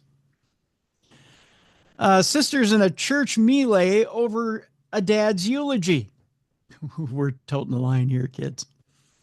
The women, ages 66 and 60, faced battery counts over a funeral fight. You ever seen a fight at a funeral? No. No. It's normally not the place. I've seen some pretty good arguments. Yeah. I mean, wedding and funeral. Like, we started this segment with wedding, we're ending with funeral. Right. Yeah. Crazy. Actually, we started with a party, an underage party. Oh, that's true. Yeah. And someone this having is a good episode already, all the way around. Yeah, well, I try. I said I knew dumb criminals. In this story, Jess, we're going to meet Kathleen and Maureen Deegan. And of course, we're going to Florida. Yay. The Florida siblings were arrested Thursday for allegedly battering each other at the Catholic church where their 95-year-old father's funeral was being held. Because why not? Yeah. So they're old enough to know better, too. Oh, if their dad's 95. Oh, yeah. Yeah, they're old enough to be civil, at least while dad's services are going on. The sibling fight, cops say, was prompted by the eulogy delivered by Kathleen, 66, at the services for Dr. Arthur Deegan, a former management consultant who in retirement authored several devotional Bible study books. So wow. Dr. Deegan knew better. So should his daughters. The apples fell away from that tree. Boy, they were kicked away from the tree, if you ask me. What's even better is court records do not indicate whether the melee at St. Brendan's Catholic Church, again, let me stress, Catholic Church, you should really be well behaved, occurred inside the Clearwater Beach Chapel or at a reception that followed on church property. Again, you're still on church property. Just relax. Yes, calm down, folks. Somewhere you're making Jesus cry, you two. Just saying. The power of Christ compels you. That's right, to behave yourself.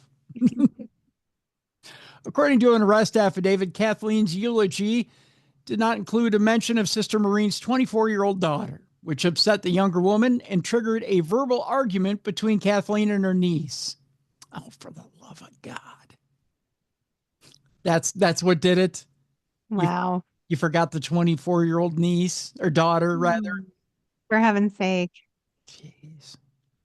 Investigators charged that 60-year-old Maureen walked over to Kathleen and purposely chest bumped her. She got Ooh, yeah. big old bitties into it. That's what she did. That's very like basketball court style fighting. Yeah, she got up in there and WNBA'd her. Kathleen then grabbed her sister's hair and pulled it backwards. Maureen responded, cops say, by throwing strikes at Kathleen's face. Ooh, we went MMA on it. Ooh, we have all the different sports going on. They do, yeah. Though it was unclear if she used an open or closed hand. Oh, I'm sorry. I went closed hand automatically. She might have given her the open-handed, Yeah. Either way, vicious. Although, do you pimp slap your sister in church? I mean, do you put the baby powder in there and give her the pimp slap? Typically not. Yeah, especially in front of Dad, God, and all his glory. Yeah, I have 4 sisters, and I can say I've never pimp slapped any of them. Oh, you should try it. Give it a good in church, even in church too. What you do, don't pull out a whole big bottle of baby powder, not the big economy size. What you want to do is get a travel size one. Yeah. Okay. Keep it in my pocket. Yeah, keep it in your pocket or your purse. Okay. Yeah, just a little travel size one, right? Just a little Johnson & Johnson, right? Okay. Although I don't know, because supposedly that causes cancer. I was just gonna say those exact words. Yeah. So and maybe generic. But just be like, ooh, don't make me, bitch, and just put a little bit in your palm. Be like, come here, and it just boom, right upside the cheek, and then leave your handprint right there, right on the jawline. All right. All right. Which sister am I gonna slap? I gotta think about this a little bit. And then just be like, Mama told you. Yes. And then you walk away. Mama told you. That's all you got to do. Oh, they're all so nice. I don't think I could slap any of them. Really? Oh, yeah. They're just the sweetest. Oh, maybe it doesn't have to. Well, they've never done anything like, never put raisins in the potato salad or anything. Nothing slap-worthy? I can't think of anything. No? Just boring. Have a nice family, huh? So boring. I like my siblings. Lame. That is lame. Jeez. Let's read about these dysfunctional lunatics. Boy, in my family, we have to keep the baby powder away from everybody because it'd be flying everywhere. We'd have to have a Roomba going all the time just to clean everything up. Interesting. The mutual combat, by the way. Oh, there's video. The altercation was captured by a CCTV system and then was broken up. Yeah, they got this on video, Jess. Nice. That should go viral. Yeah. The mutual combat resulted in Kathleen's arrest for misdemeanor battery. Maureen was charged with felony battery since her alleged victim was 65 years of age or older. This is wonderful. You got a misdemeanor and a felony. I mean, only because you beat up an old person is what they're saying. Yeah. Can't do that. Can't do it. Held overnight in the county jail, the Deegans were released from custody yesterday in their own recognizance. A judge has ordered the women to have no contact with each other. Maureen, a Clearwater resident, lives about 7 miles from her sister, whose address is listed in jail records as the $2 million waterfront home owned by their late father's trust. So Daddy liked one of them better. Just saying. I wonder which one. The one who started it or the one who ended it? That would be Maureen, who was the one who, let's see, which one started it? Let's see, Kathleen's eulogy didn't mention Maureen's daughter. Okay, so it was Maureen who started it. That was his favorite one. So Maureen walked over to Kathleen and gave her the boom. So, yeah, but hey, you know what? Maureen's in the house, so it's all good. That's great. Isn't that wonderful? Yeah, I love that story so much. There you go. All right, it's time now for Not Safe for Work. With this deal, here's the deal. You take your kids, you send them on a slow boat to China.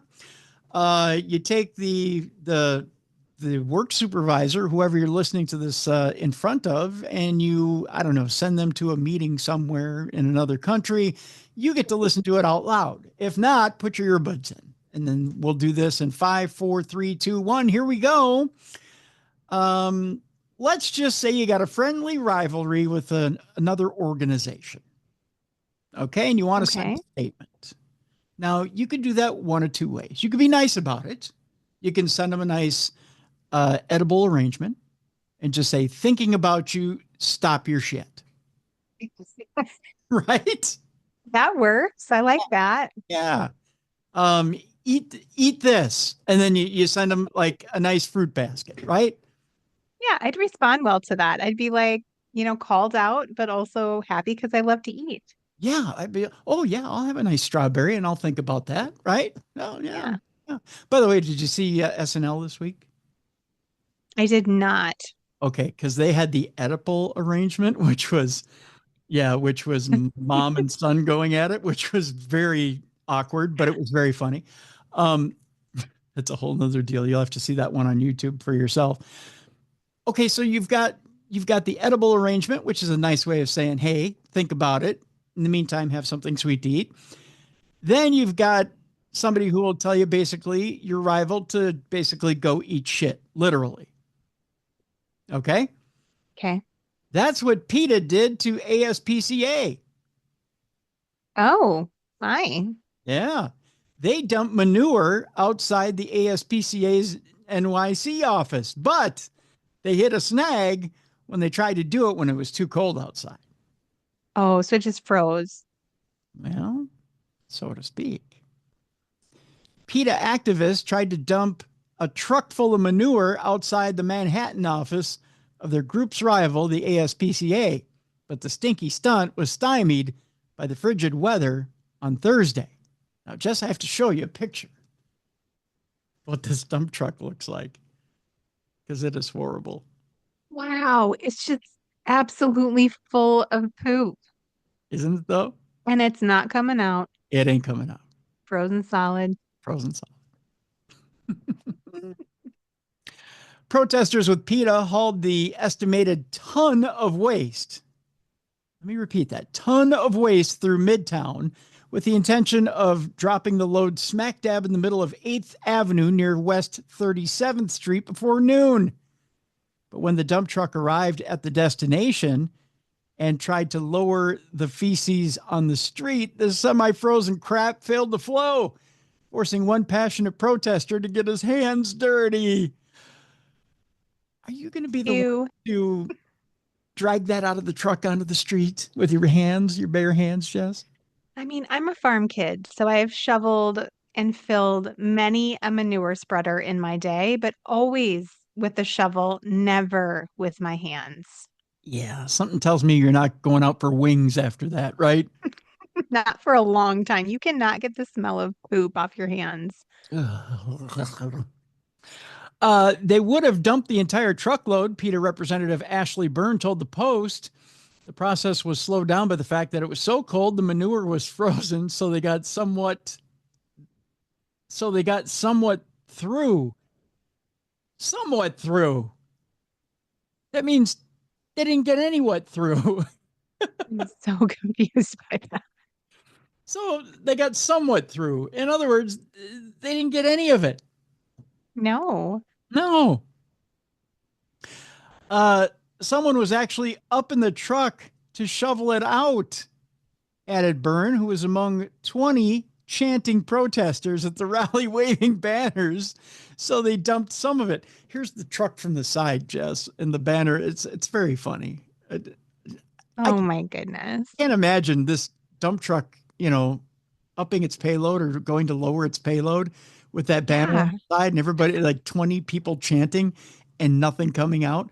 It's kind of like every once in a while, I like to gather a few people when I'm constipated around the toilet to chant me on to see if I can dump myself. But it never works. Just saying. And then that guy was just like climbing it like it was a rock wall. Yeah, he's up on top of it. I'm doing it. So the banner, for those of you who aren't watching on video, says ASPCA, humane labels stink. with an exclamation point. It says dump support of factory farms. And then they're trying to dump a bunch of shit on the street. I don't understand why they're mad at them. I must have missed something. I thought the SPCA was like doing good things for animals. That's what I thought. Weird.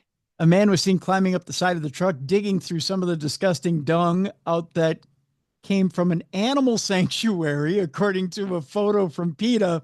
The driver and the shoveler were handcuffed at the scene, and each issued a summons for prohibited dumping, according to police and PETA.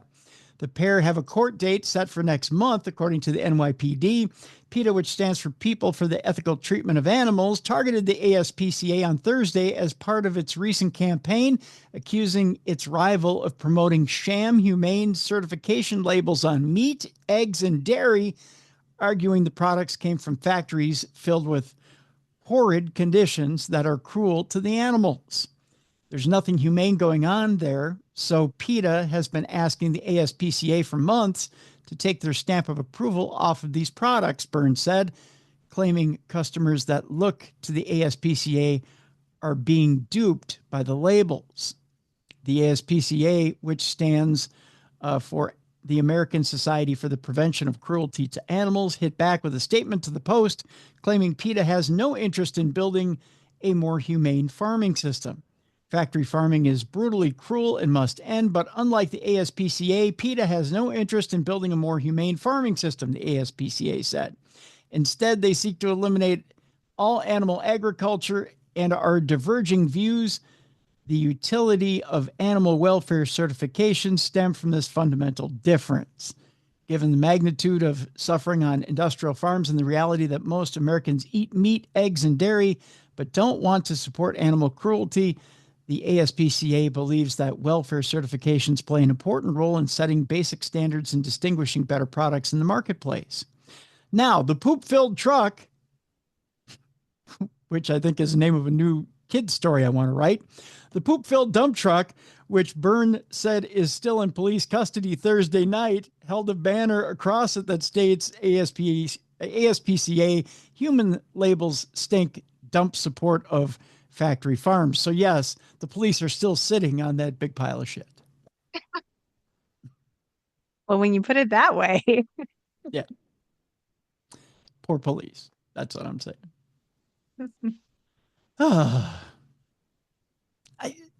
You would think that the police would just say, you know what, just take your truck back to wherever it is you got it from and figure Do out. we really need to keep that as evidence? I mean, Yeah. we got a picture. We're good. We're not going to store that. We don't want anything to do with it. Gross. Yeah, go wash that thing out. Just saying. All right, our next story, Jess. We're going to Key West, Florida, where even in Key West, you'll get arrested for having sex on a public sidewalk. Well, okay. Whoa, you woke up. You were kind of, that last story, you're half asleep. You're like, yeah, shit in a dump truck. Who cares? Yeah. A bunch of manure, guy climbing on it. Oh, sex on the sidewalk. What? What? People are doing it on the sidewalk in Key West? Even in Key West, Florida, where it says louche behavior, I think they meant lewd behavior, is tolerated. You are going to, what is louche behavior? Is that I mean, they're really letting a lot of things get through the editorial system in these particular stories today. Is that a combination of lewd and, I mean, the second word? It says even in Key West, Florida, where some will say it's lewd behavior is tolerated, you are going to get arrested for having sex at 4:20 a.m., smoke them if you got them, on a sidewalk adjacent to the main road through town. Early Tuesday morning, cops were driving on a 2-lane stretch of U.S. Route 1 when they spotted a woman bent over in front of a man who was thrusting his hips back and forth while the couple was situated in front of a pet grooming business. Dear Lord. Well, hey, when in Rome. Do you think doggy style in front of the pet grooming? Sometimes you have to show the dogs how to do it. I'm just saying, just be like, hey, puppy, see, here's how you do it. Just saying, you got to get them started in life somehow. I mean, I guess. Right. The two subjects continued intercourse until I activated my emergency lights, reported Officer Bryce Sonnetson. Oh, poor Bryce. He's Yeah, trying to do his job. Officer Bryce is just driving along and he goes, "What in the actual?" And then he hits the light.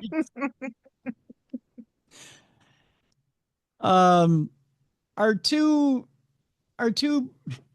somewhat non-innocent people in this story, we call them Janet and Clausen, were subsequently arrested for committing lascivious acts with another person in a public place. The duo was booked into the Monroe County Jail on the misdemeanor charge and later released. We're missing part of the story here. They wrote it quite quickly, I guess. While court and police records list Janet's address as a Whitehall, Michigan residence, he recently began a job with the Key West Yacht Company. Well, why didn't they take it to a boat? Really, that would have been nicer all the way around. Yeah. I mean, hey, honey, you want to do it on a boat instead of, hey, honey, you want to fucking front of the pet shop? I mean, that's so weird. I know it's kind of an odd choice. So he recently started work with a Key West Yacht Company, according to a post on his Facebook page. Clausen, who works as a server in Key West, lives in nearby Stock Island and is a licensed esthetician or facial specialist. I'll let you fill in that joke.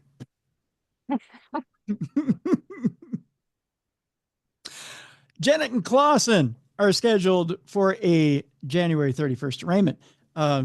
Here's the guy in the facial specialist right here. I mean, straight up, they look pretty normal. Like, yeah. She looks like she might be a client. She might be a client. I mean, she looks like she might have some filler in her lips and doesn't she? I mean, not like a sexual client. Yeah. I was gonna say I had to take a second look there. I was like, what are you talking about there? She looks like. I mean, they look normal. What are they doing having sex in front of a dog grooming company or business at like 4 o'clock in the morning? They should be sleeping. they should be retired. Or tossing and turning and thinking about stuff they have no control over, like the rest of us in bed. Right. Yeah. Am I gonna die tomorrow? No, but yeah, you're right. They look like you're right. This next story is quite disturbing. I'm not gonna lie. Speaking of disturbing acts in front of places you probably shouldn't be, this is another disturbing act, except for the guy got a payoff at the end of it. And we're not talking about a payoff at the end of it. We're talking about an actual payoff at the end of it. Oh, okay. Right? We go overseas, Jess, where a man wrongly accused of masturbating on a bus wins a 5,000-pound payout from police. Wrongly accused.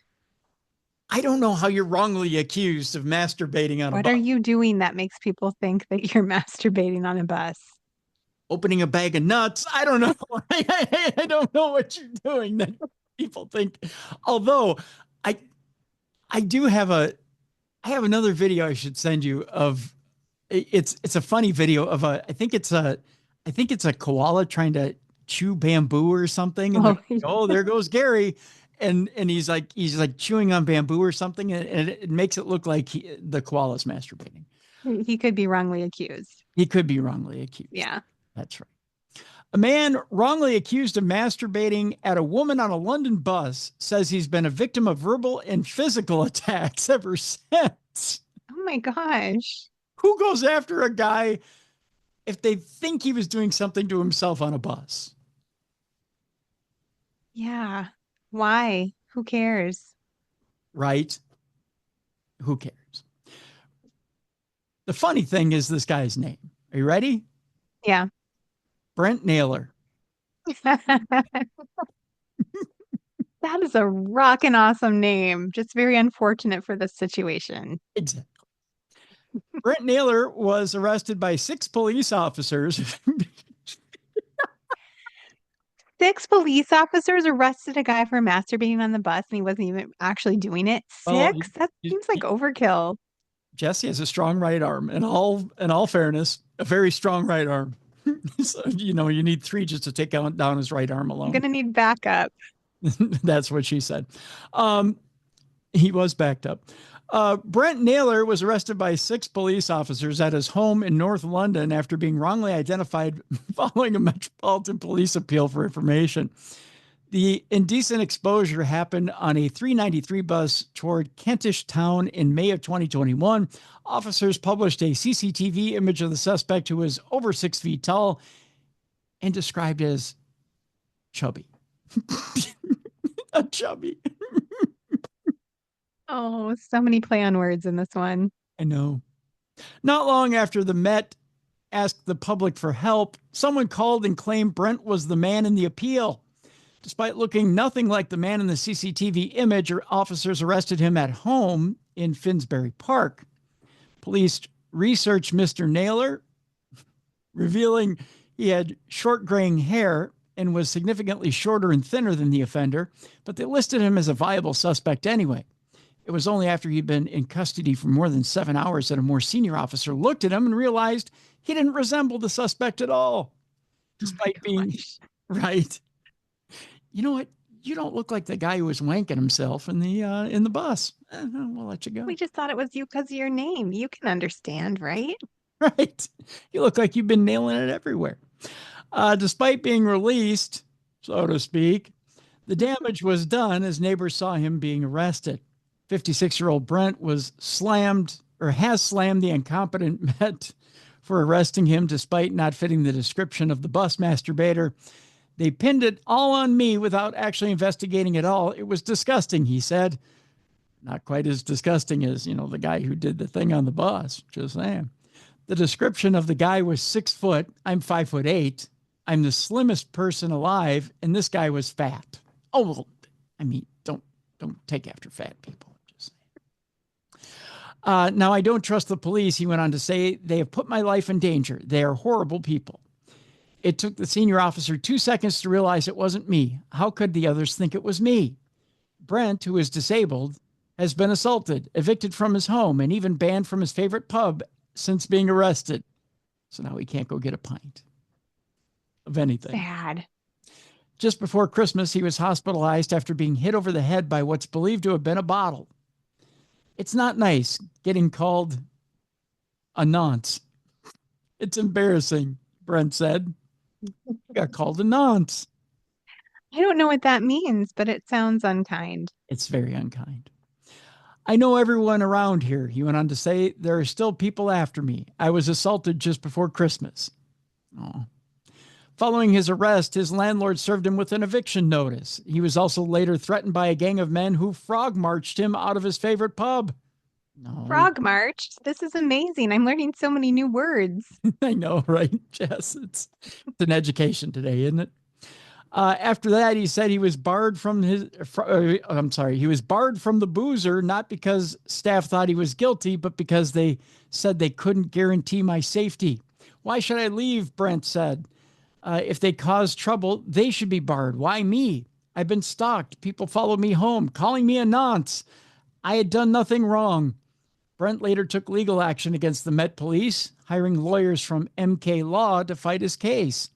His caseworker, Duncan Burtwell, said Brent is an absolutely lovely guy, and at the time this all happened was clearly also a vulnerable person. There was a clear and obvious way of distinguishing him from the suspect, such that he couldn't and shouldn't have been arrested if the police had conducted their task with due diligence. Police officers had failed to secure blood and semen samples left on the bus by the actual offender, lawyers discovered, which will make it harder to catch him going forward. Do you really, when there's a serial masturbator on the bus, go, we need a semen sample, and then scoop it up and take it and process it? That's science, so it's icky, though. I don't think that's standard protocol for most police departments. Probably not. No. Especially if they have him on camera. I feel like that'd be pretty easy to catch him. You would think. The Met recently settled Mr. Naylor's case out of court, paying him £5,000 in damages as well as his legal costs. But he says it was never about the money, adding it was more of a cause, in my opinion. It's abuse. The police abuse me. I still get nightmares and panic attacks. I hear police sirens go by, and I think they're coming for me. Maybe you want to use a different phrase. Just saying. I don't know. Wouldn't you think, Jess, maybe a different phrase? Yeah. Maybe they're after me. That might be probably better. Coming for me, Tim. They're coming for me. Oop. Just saying. He says the real offender is still at large, with a police spokesperson unaware of any other arrests in relation to the indecent exposure. And Mr. Naylor worries his offending could escalate as a result of him getting away with the 2021 incident. He fears the flasher will graduate to rape or murder, all because the police didn't do their jobs properly. I don't think that's for him to worry about. The Met said it had paid damages without admission of liability. There was no evidence of any officer wrongdoing or misconduct, a spokesperson said. They thought they had got their man. Turns out they had just got an innocent one at that. Yep. He just got sued. Yep. That's all there is to that one. All right. Last story as far as not safe for work. And then we got a palate cleanser today. There you go. This last story, the headline is, and this comes from TMZ, this weenie's not getting roasted. A man's penis sticks to an icy sidewalk. Ooh. I did not see that headline coming. It's like the X-rated version of A Christmas Story, you know, where he gets his tongue stuck to the pole. Yeah. Yeah, it's kind of like that. In fact, is it wet? So many questions. Kind of looks like that. Just saying. Oh gosh. Yeah. It's all blurred out, but you can tell what's happening. Was it wet? Well, it had to have been wet. I mean, you can stick your finger on the sidewalk. It's not going to stick. Your tongue is wet. So it had to have been wet. I'm just saying. Wanting to jump ahead in the story. Oh, sorry. I do that sometimes. Getting your tongue stuck to a frozen pole sounds painful, but it ain't nothing like this guy, because a poor unfortunate soul got his whole penis put on ice, and there's pictures to prove.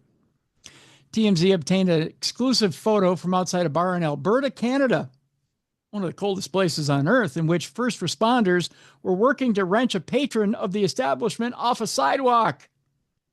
This one is not for the faint of heart or crotch, for that matter.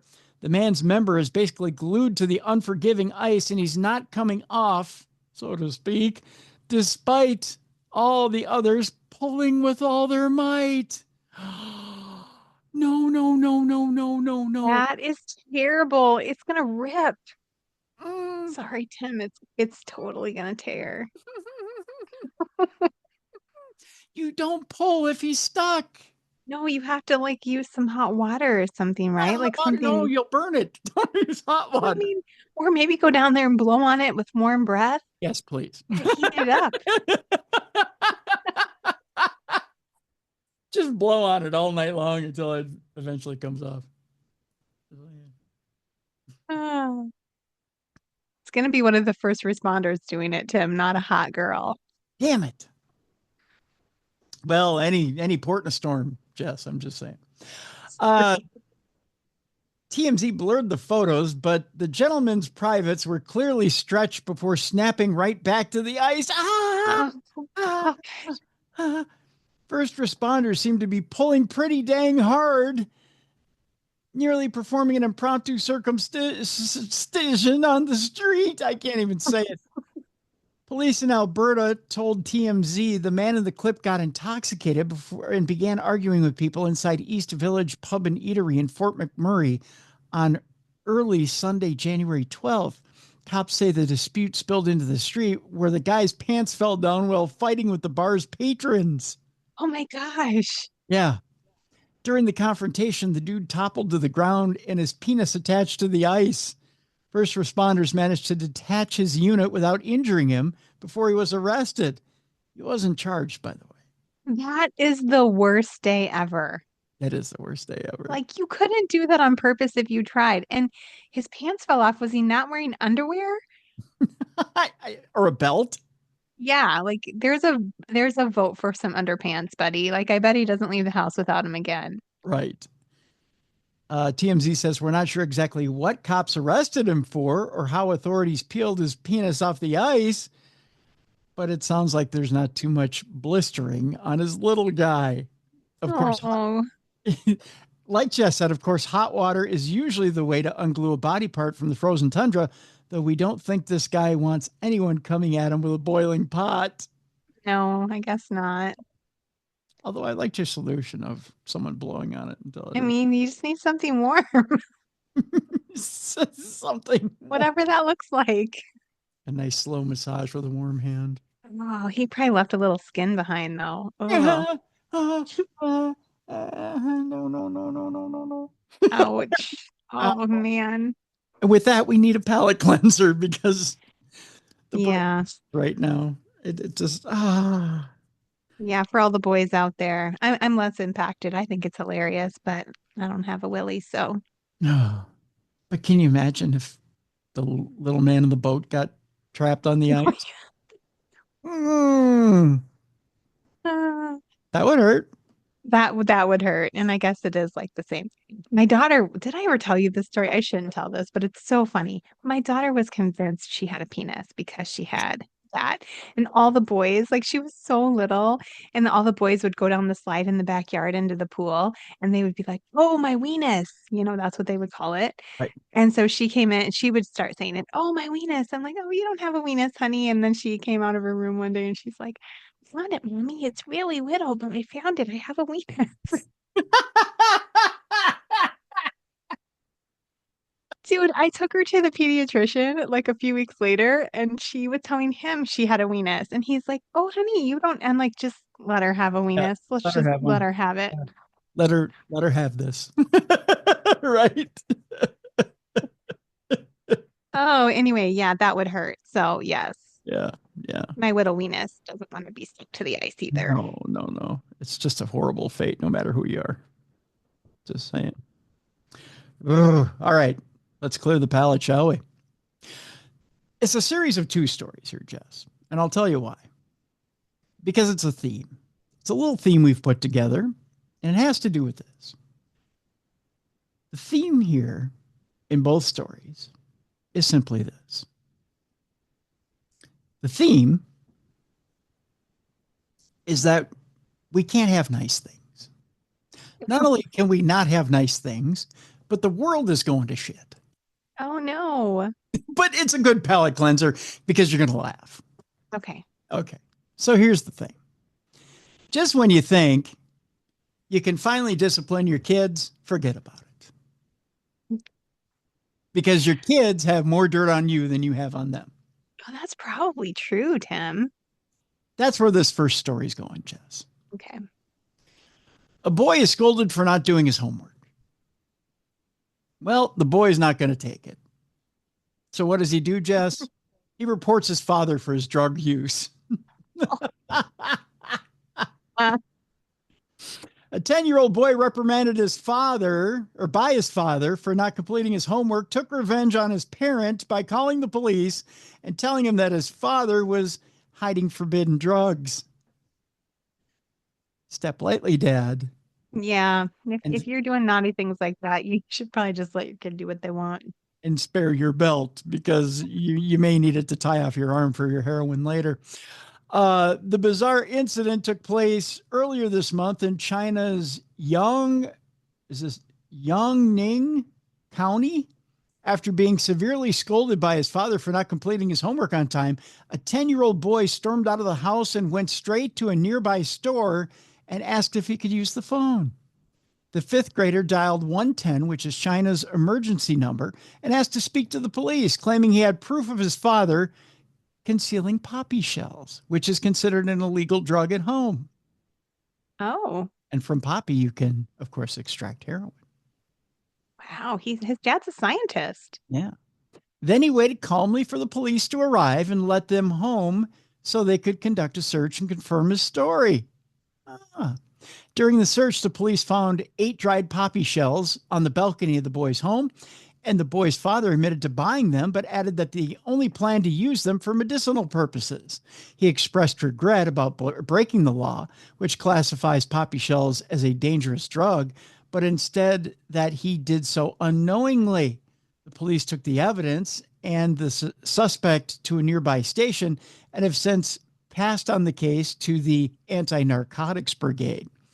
Chinese police are using the unusual case to once again remind the public that it's illegal to grow or possess poppy husks without permission, and the violators will face criminal penalties.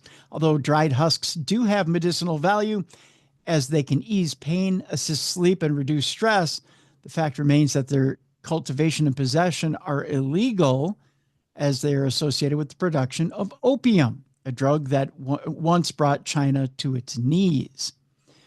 You're probably wondering what happened to the 10-year-old boy after the stunt. Well, we are too, but Chinese media doesn't seem to have an answer. He probably never imagined he'd risked sending his father to prison out of anger, but here we are. So there you go. Even in China, don't mess with your 10-year-old kid, because there's that. Our next story, Jess, is this. Just when you think you could order every package there is on a cruise, well, someone has to go and mess it up with a package you never thought you'd get on a cruise. And this is why we can't have nice things. Cruise passengers are horrified as workers parade around, well, dressed as KKK members, and their explanation is mystifying. What? That's right. Cruise workers are tired of your shit, and now they're parading around as Ku Klux Klan members. Yikes. An Australian cruise company, it says here the first line is, now they're up Sheet Creek. There you go. I like it. An Australian cruise company sent a parade of workers marching through the ship dressed in pointy white hoods reminiscent of Ku Klux Klan garb, gobsmacking passengers who called it wildly offensive. Footage of the bizarre stunt shows 8 P&O cruise cleaners tromping by a pool on the ship's deck while dressed in face-covering hoods along with all-white outfits in December. That according to news.com.au. Is this appropriate for 2024? An outraged passenger captioned the video after uploading it to Facebook. Hoods worn by the workers featuring eye holes cut in a manner similar to those by the notorious white supremacist group were featured on the social media site.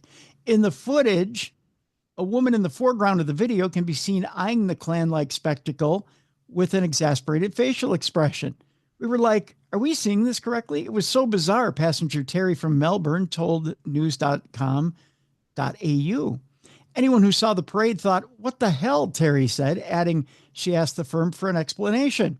The cruise company said the workers were dressed as upside-down snow cones during a Christmas-themed event on the Pacific Explorer voyage from Melbourne to Hobart in December. Upside-down snow cones. I really didn't think that one through very well. No. We regret if a recent incident on a Pacific Explorer cruise offended any guests, a P&O Cruise Australia rep told the outlet. The cleaning crew had never heard of the KKK organization before the incident, said P&O Cruise Australia spokeswoman Lynn Shrivens. No one can seriously think that was their intention, she said. It wasn't clear why the workers were dressed as snow cones for a Christmas event, but Shriver and said costumes and other resources are limited on cruise ships. So, wow. I mean, it makes sense. They don't know. If it's not part of their culture, why would they know? Like, not everybody gets to have the KKK in their culture. They're just the lucky ones. it was more, we're trying to hear use that dripping with sarcasm, please. Yeah, it's more our imagination. The KKK, by the way, was founded in Tennessee in 1865, and it really isn't widely known in Australia. So if you want to see just what their idea of snow cones were, this is what their idea of snow cones were. That is literally hilarious. They had no idea. Here's another picture of them approaching everybody on the deck. You tell me. Oh my gosh. Snow cones or KKK. And that guy in front of him's just smiling. And this like, just come on, snow cones, let's go. This is why we can't have nice things. Oh man. Just say it. Oh, how lucky to live somewhere where you don't know what the KKK is. I want to move there. Right? I mean, they have no idea in Australia what the KKK is. Bless them. Yeah. But the people on the cruise were like, what in the actual fuck?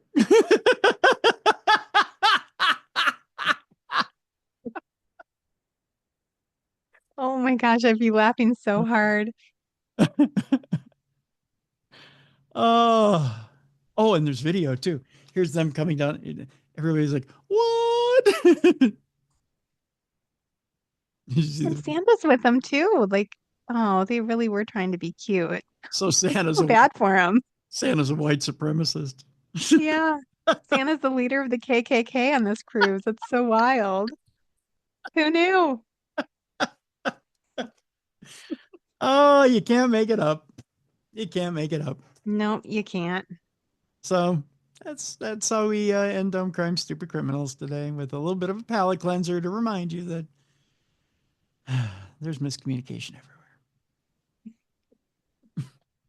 Always assume good intent. I guess.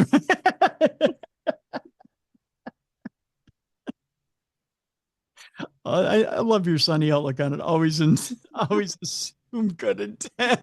Just go up and ask them, are you trying to be racist? Like, what's happening here? Snow cone? Snow cone. Except for when they bring out the burning cross, then you know you're. Then you know. Then you know. Yeah, then you know you're screwed. Oh, God. Wow. Oh, all right.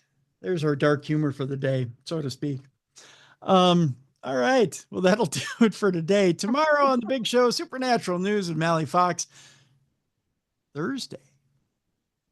Boy, have we got a huge show. Let me get a teaser. Yes, we get a teaser. Yay.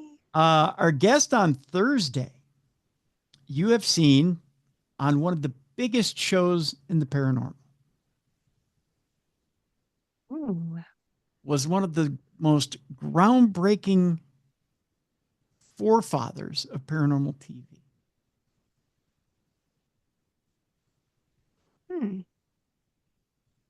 I have my guesses in my brain. You have your guesses in your brain. And is coming back on the program, has been on the program before. It's coming back on the program to let us know what is new for 2025. It's going to be such a good one. Yeah.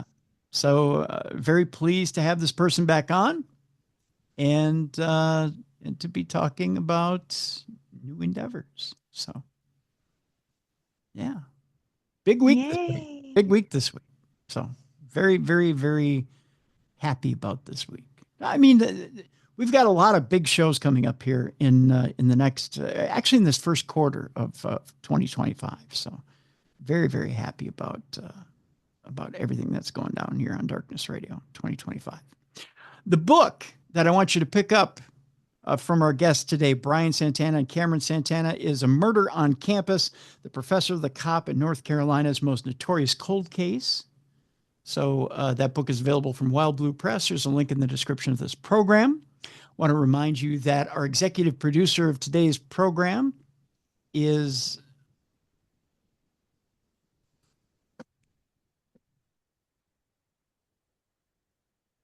there, Jess. Why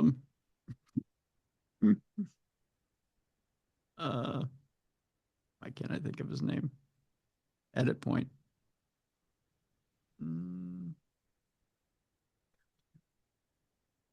So stupid. You just have a lot in that brain right now, Tim. That's all. It's Troy. Help me out here.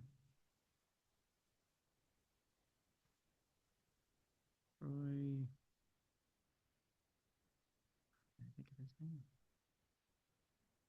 Give me 2 seconds here while I look it up. Okay. Troy Harper? No.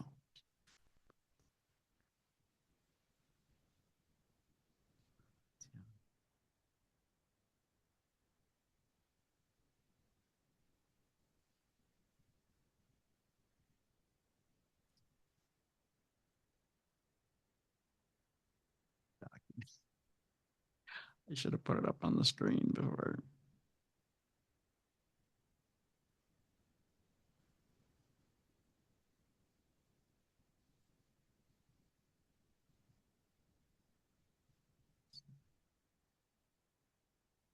Be just a minute here. Sorry.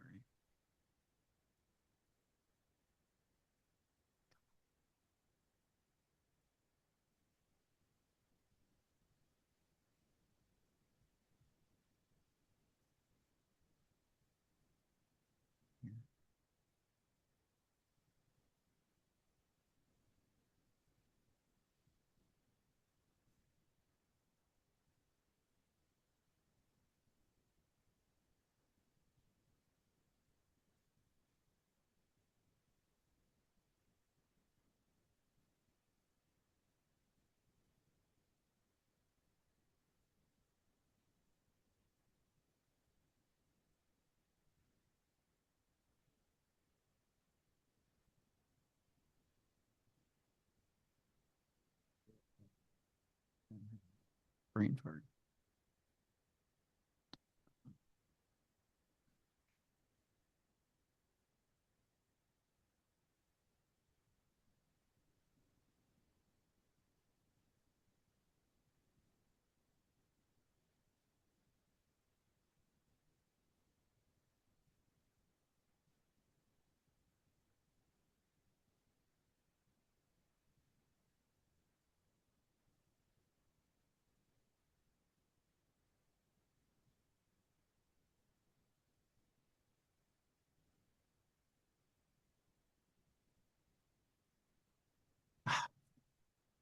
Okay.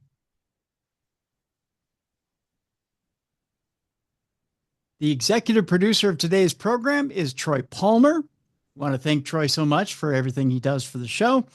And want to remind you, if you'd like to be an executive producer of Darkness Radio, you can do so by emailing me, tim@darknessradio.com. All right. So with that, Jess, I want to remind people, you have 3 books out there right now. To get those books, you want to go to the link, your link in the description of this program, jessicafreeburg.com, and pick up those books.